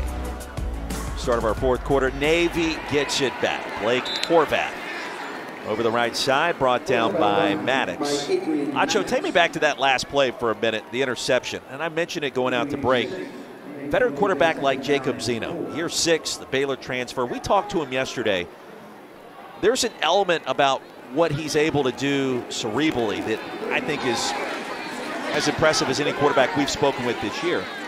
Decision like that, a bit surprising. It is, and sometimes you try to force things. Maybe that's what was going on that. But don't love the decision by Zeno. Remember, the play, the touchdown before was a similar type of route, a deep pass, a deep over. But it seemed like receiver and QB run on the same page. The great thing now is, though, they do have those iPads. They can go and re-watch what happened all together on the sideline and say, okay, this is what I thought you were going to do. I thought you were going to go in front of the DB. I thought you were going to change your angle. So those are the conversations that need to be had. But before that, a turnover has to happen for this game to get back in hand. Initial first down picked up by Navy. Horvath will keep it. And right up the gut. It was interesting. Like, we heard a lot of interesting quotes from Drew Cronick and Brian Newberry concerning their starting quarterback. Maybe the one that stood out to me the most. Blake Horvath is elusive, and he's able to make cuts quickly without losing speed. An important element that we saw out of Keenan Reynolds, out of Malcolm Perry, out of other great option quarterbacks at the academy. And then Cronic went on to say his improvement in terms of throwing has been dramatic. And we asked Blake about that specifically. He'll think about throwing it here. Back across the field. Heidenreich reels it in. On cue, another big play for number 22 and for Horvath. Blake said because Cronic was a quarterback in this system, he knew exactly how to instruct him on throws like this, on plays like this. And Cronic talked about how Horvath has improved as a thrower, but why does this play work? Well, there were 3 straight quarterback runs, and then design quarterback runs, and then a quarterback throw. So the defense is thinking design run, design run, design run. But Horvath has improved as a thrower. He talked about working on it in the offseason. So now these throws, he's actually hitting on them and not missing. It's a gain of 26. On the late pitch. Daba Fofana. Well, for a quarterback that led America in yards per completion coming in, Navy as a team leading that category. Hasn't gone down today from 19.6 up to 25.3. Drew Cronic had mentioned, or excuse me, Blake Horvath had mentioned that Drew Cronic told him he needs to hit on the big plays. This offense, they do run big plays. You cannot miss those big plays. When you hit on those big plays, that's when you start seeing those yards per completion numbers go through the roof.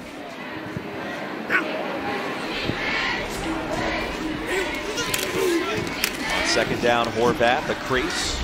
Right at the line to gain. That will move the chains, Taylor. Another element of that first down pass completion, guys, he stood in there and took a big hit. One thing I've noticed down here is his toughness. And it's funny, when we talked to him this week, I think you guys would agree, he was very smiley, very happy, very calm. Down here, he is a competitor. He is locked in. He is intentional. And Sam, you mentioned the thumb injury that took him out his first career start last season, and he ends up out the rest of the year with the thumb injury. And he said, sometimes when you take a step back, you can see things that you're lacking more than you're able to see when you're in it. He has applied all of that here. Truly a competitor and a tough leader for this team. On first down, Horvath back to the air. He sets his feet, the pump fake, floats it back across his body. How about that catch? Into the red zone. Teska. Slow to his feet, a gain of 23. Confidence there between the Navy quarterback and the fullback, Alex Teska. As the midshipmen are on the move again, Teska remains on the turf. Great decision by the quarterback, even better catch by Teska. Took a hard hit to the ground, held onto the ball. Hopefully he's okay.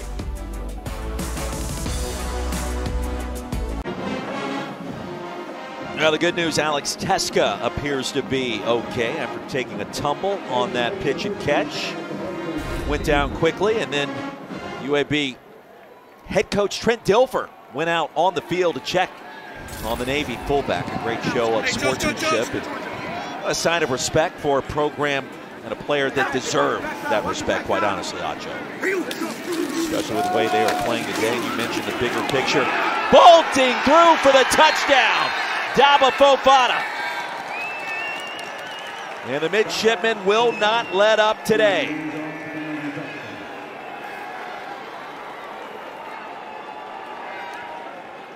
Daba Fofana was voted captain by his teammates. That's the highest honor for Navy. But he's taking a bigger honor and running over people and staying on balance. This dude is a man of many talents. Started playing cello in the 5th grade. He talked about how it helps him to focus. Well, that focus, that dedication, being named captain, for me, that tells I don't care when I get the ball, I'm going to show what I can do. Navy's own Renaissance man. Outstanding wrestler in high school. Prior to the snap, false start, offense number 79. 5-yard penalty, retry. You mentioned he played the cello, and there are many other aspects to Daba's life. Nothing short of impressive. It's a 94-yard scoring drive. Navy now 7 possessions, 6 scores, 5 touchdowns so far today against UAB.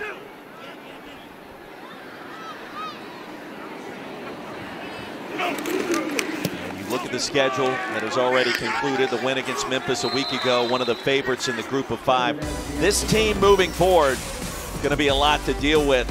One of the reasons why, right in your kitchen right there, number 45, Daba Fofana reaching Pater.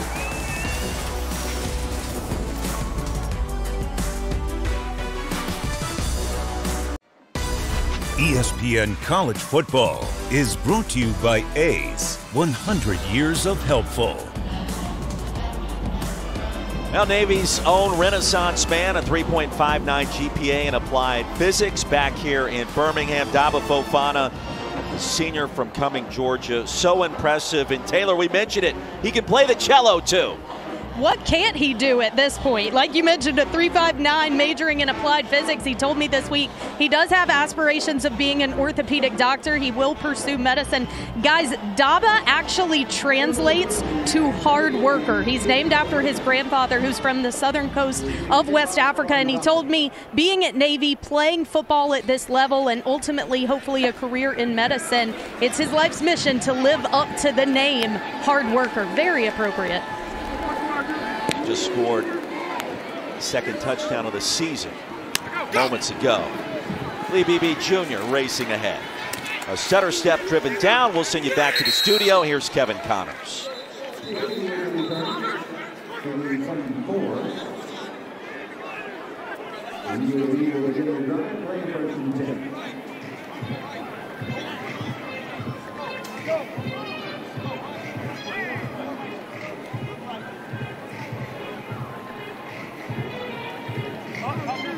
Yeah, 4-point game there in Oxford after the 1-point loss in Lexington.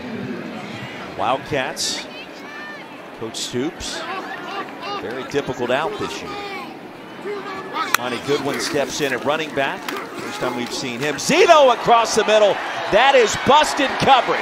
Terrell McDonald off to the races.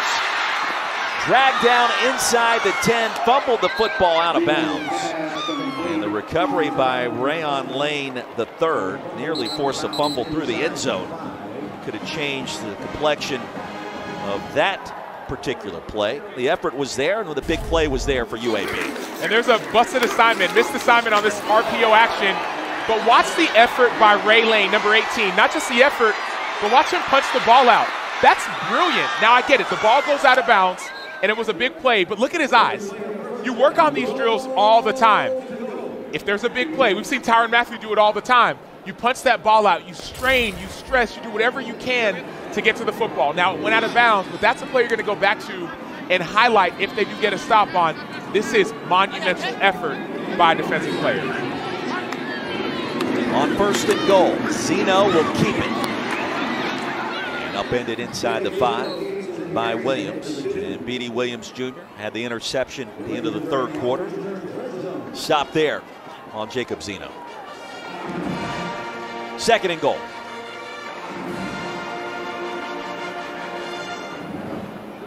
Now Zeno 12 of 18 passing, 185 yards, touchdown, and a pick.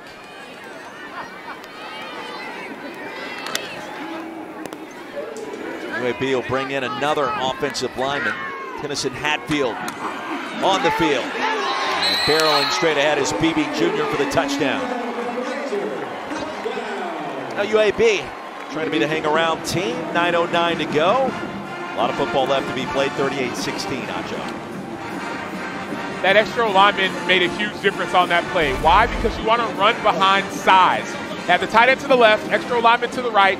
Lee Beebe Jr. met the linebacker in the middle of the hole, and he finished the run. Now you have to start thinking of points and time. You're down by 3 scores. You're trying to not only stay in the game, but stay in the game and get back in the game quickly. And you go back to that interception at the end of the 3rd. Erasing that one possession. 2-point play is there. Cam Shanks. 38-18. Cam Shanks, a very bright future here in Birmingham with the Blazers. The young 5'8" freshman runs an option route, gets to the side of the end zone, and the quarterback places it perfectly to get this game to a 20-point match.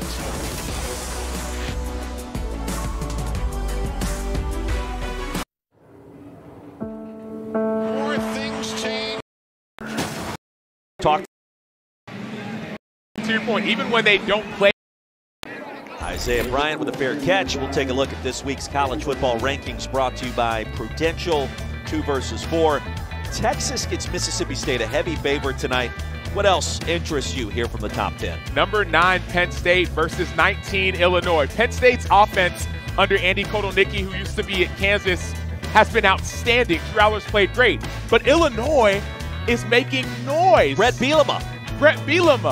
And so I've been impressed by Illinois, but this Penn State, they're going to be tested, but that Kotelnicki offense, for me, has been the story of Penn State. And Drew Allar's development under that offensive coordinator who came in from Lawrence. What a great job he did. Jalen Daniels. Yes. His first couple of seasons there for Rock Chalk.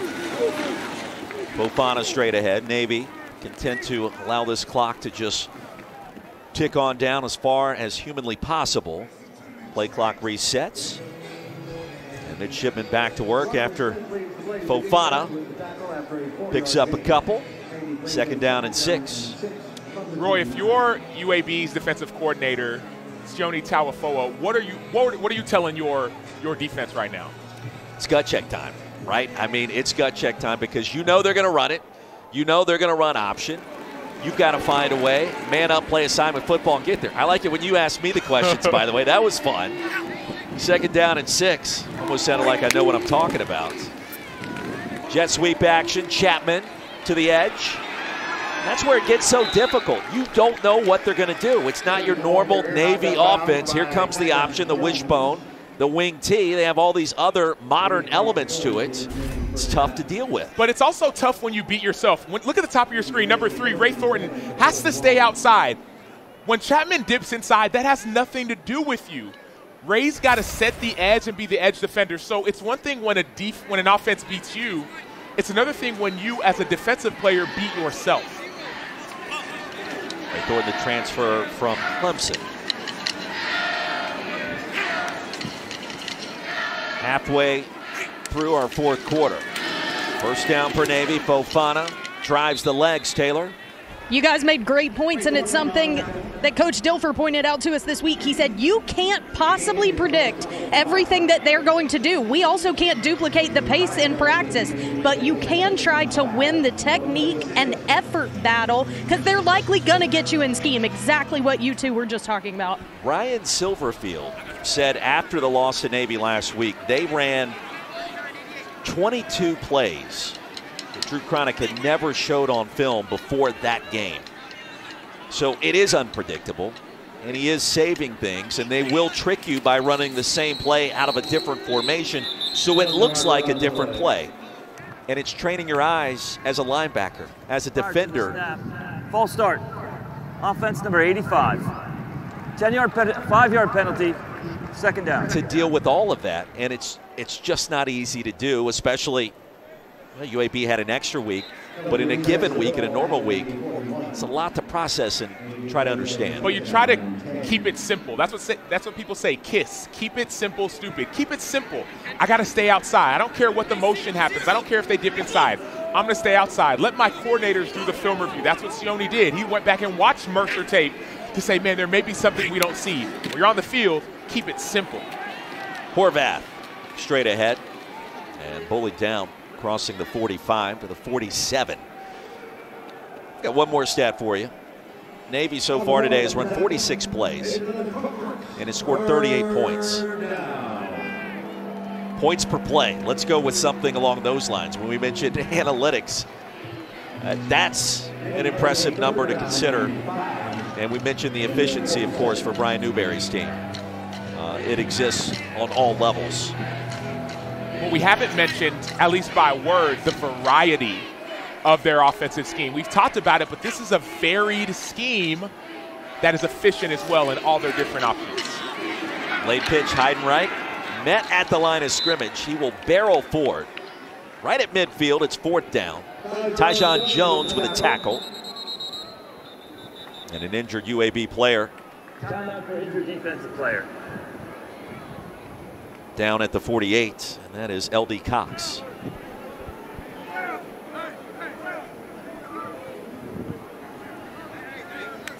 Fourth and 1. Given the precision of this offense and where we are in this game, 5.5 minutes and change to go. If you're Brian Newberry, do you need to go for it here to just slam the door shut, or you punt it away and let your defense go to work? You want to go for it. It's not even a need to, it's a want to. This Navy offense has been automatic. They have not been able to be stopped. And so if you're Newberry, you want to keep on going. Now transitioning to what we're seeing on the field with LD Cox, we're hoping he's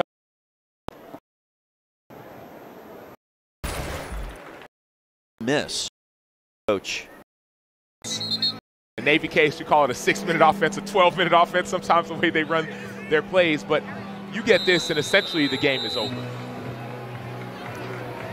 Now Navy and Army on the verge of both being 4-0 to start the season at the same time for the first time in a long time. A first down here virtually guarantees that.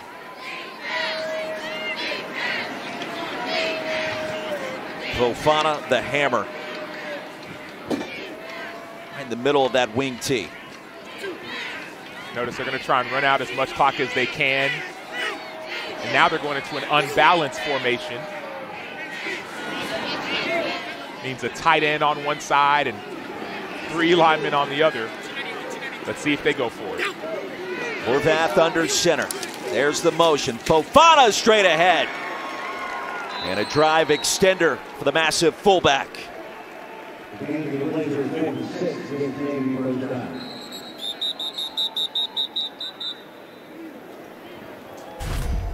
Massive fullback and also the captain.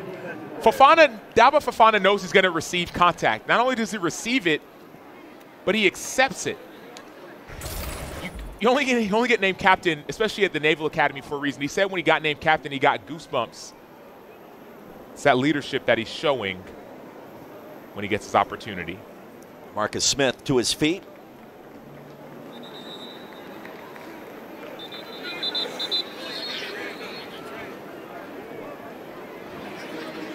And the Ole Miss transfer, redshirt junior from right here in Birmingham at Parker High School.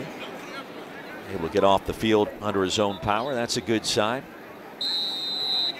So Navy now with under 5 minutes to go in UAB territory. Contest that midshipmen have not trailed in today, and now staring 4-0 straight in the eyes.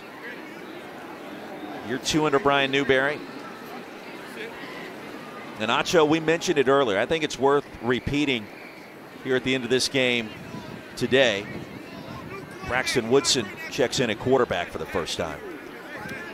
Look ahead the rest of the schedule. You think about this conference, the AAC, and the teams that it sent into the New Year's 6 bowl games over the course of the last decade.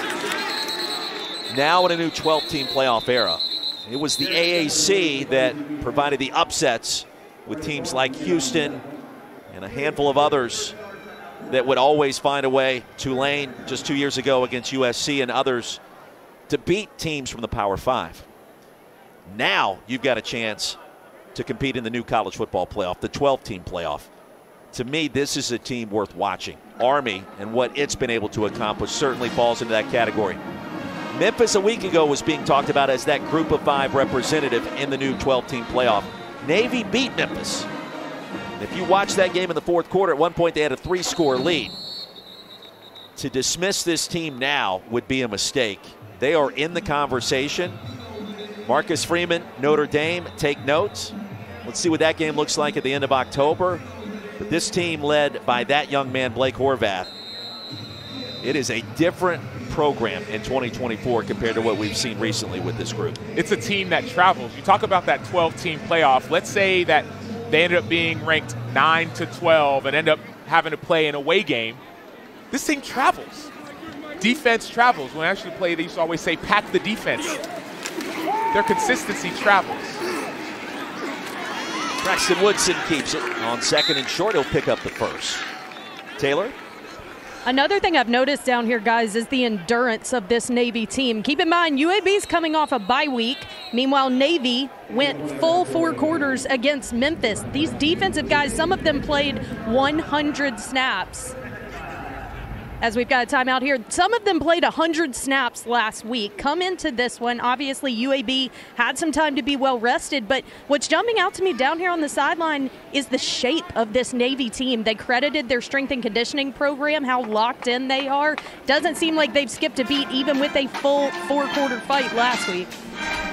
38-18, under 4 minutes to go. Brian Newberry's team looking at a 4-0 start. The AAC on ESPN Plus, your exclusive home for more than 1,000 games and events. It's also the destination for all American Conference Championships and all access series with student athletes. Sign up today, ESPNplus.com/AAC, or download the ESPN app.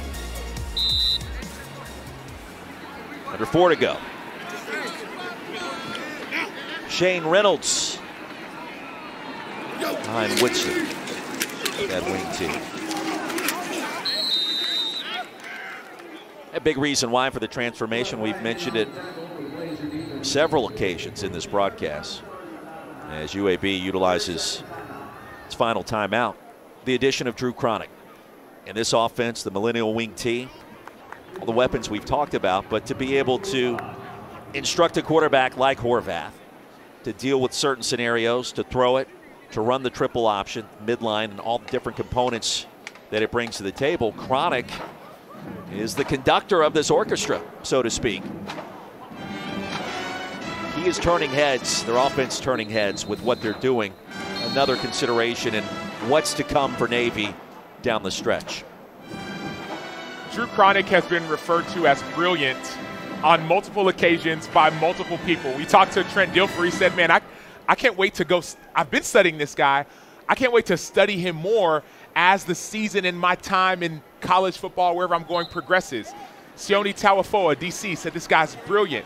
As we watch the film, people are going to start taking notice of Drew Cronick and his excellence. Shane Reynolds gets a touch.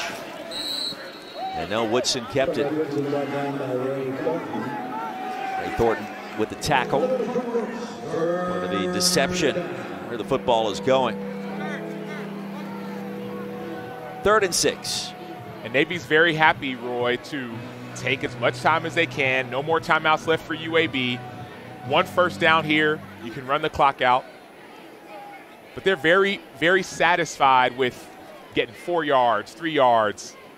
Sure, kick a field goal, but first down, you run the clock out. Now the upcoming schedule, we've talked about Notre Dame at the end of October. Get straight ahead, and that is Reynolds on 3rd down. Stopped at the 29. Road trip to Fort Collins and the Commanders-in-Chief Trophy. That element of the schedule begins. Of course, Army at the end of the year on December 14th. Air Force Academy will have something to say about how this season progresses next week. As that team always very difficult out, and they've had their fair share of success in the Mountain West Conference under Troy Calhoun the last couple of seasons. We talked about this maybe off air, but you talked about this is their 6-week exam period. Number 1. Number 2, they just beat Memphis. Number 3, they play Air Force next week. Coach Brian Newberry said this is going to be a big-time test. How will our team respond? And Taylor, you had mentioned their Monday workout. Can you talk more about that? Yes, absolutely. So Coach Newberry said coming off the Memphis upset, he was unsure what the mentality would be, if these guys would be a little bit giddy, he said, after a huge win like that. And he always tries to kind of peek into the lift on Monday. He said that gives him a good vibe, a good temperament of what the team's like. And he said it was business as usual. He said the guys were so locked in, you wouldn't have known what the result from the week before was. And he called this a critical game. He said, this is going to tell me a lot about my team. On the heels of the Memphis upset, how do we respond to the good? We hear it all the time in college football. When you're used to being the hunter and then you become the hunted, he wanted to see his team respond appropriately to that today. Yeah, the former defensive play caller in Annapolis, now the head coach. What a start in year number 2. Nathan Kirkwood in to attempt a 46-yard field goal. He made his first attempt of the season earlier today. Around this same distance. This time from the left hash, and Kirkwood sends it up and sends it through. Now nearly an afternoon of perfection for the Navy offense, 41-18, 2:14 to go. This is going back to Kirkwood, who was a four-sport athlete. He played football, soccer, track and field, unified bocce ball as well. Two-time state qualifier in the long jump. So he's a great athlete, but going back to the great team play that we're seeing, Taylor made the point of the maturity of the team. If you could be mature between what you want to call two big games, to me that says you're not going to drop off down the line. We saw Notre Dame get upset by NIU. We saw USC have ups and downs. Consistency means so much in football, especially when you're 18 to 22, maybe sometimes in nowadays college football, 23, 24, 25, 26. But these guys are mature, and that means something. So Kirkwood, it's Brian Newberry, another option. Next week at Air Force, the following week against Charlotte. And then the Notre Dame matchup on October 26th.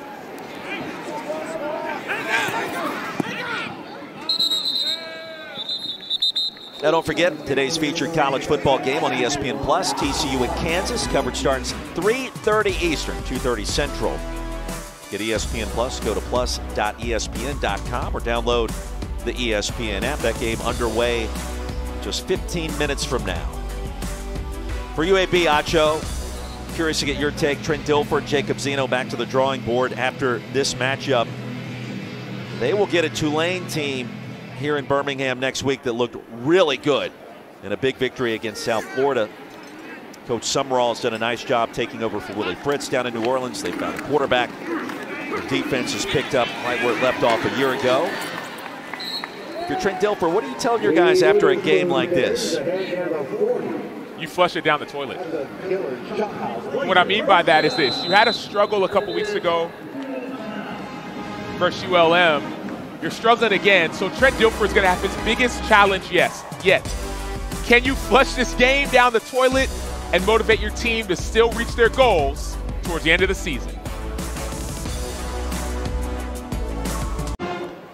2-minute timeout in the books, 41-18. Navy leading UAB. Midshipmen on the verge of improving to 4-0. First time since 2019. Their third 4-0 start in the last 20 years. Well, we got a brief look of Adrian Posse, the quarterback, third teamer. Now Jacob Zeno back on the field. Blazers out of timeouts. Staying in bounds is Armani Goodwin. Midshipman today, 8 possessions, 7 scores, 41 points on the board. And after jumping out to a 2-score advantage, you kind of felt like this game, the outcome was never in doubt. Lone exception, end of the third quarter, UAB on the move and a chance to make it a 2-score affair. Interception was thrown by Zeno. And Navy has slammed the door shut as Goodwin picks up a first down. And Roy, you asked earlier about what do you tell your team if you're Trent Dilfer. Part of it is flush it down the toilet. The other part of it is we're going to go through adversity. We have to find out who we are. There's a lot of new transfers on this team. There are some new players on this team, some young freshmen on the team.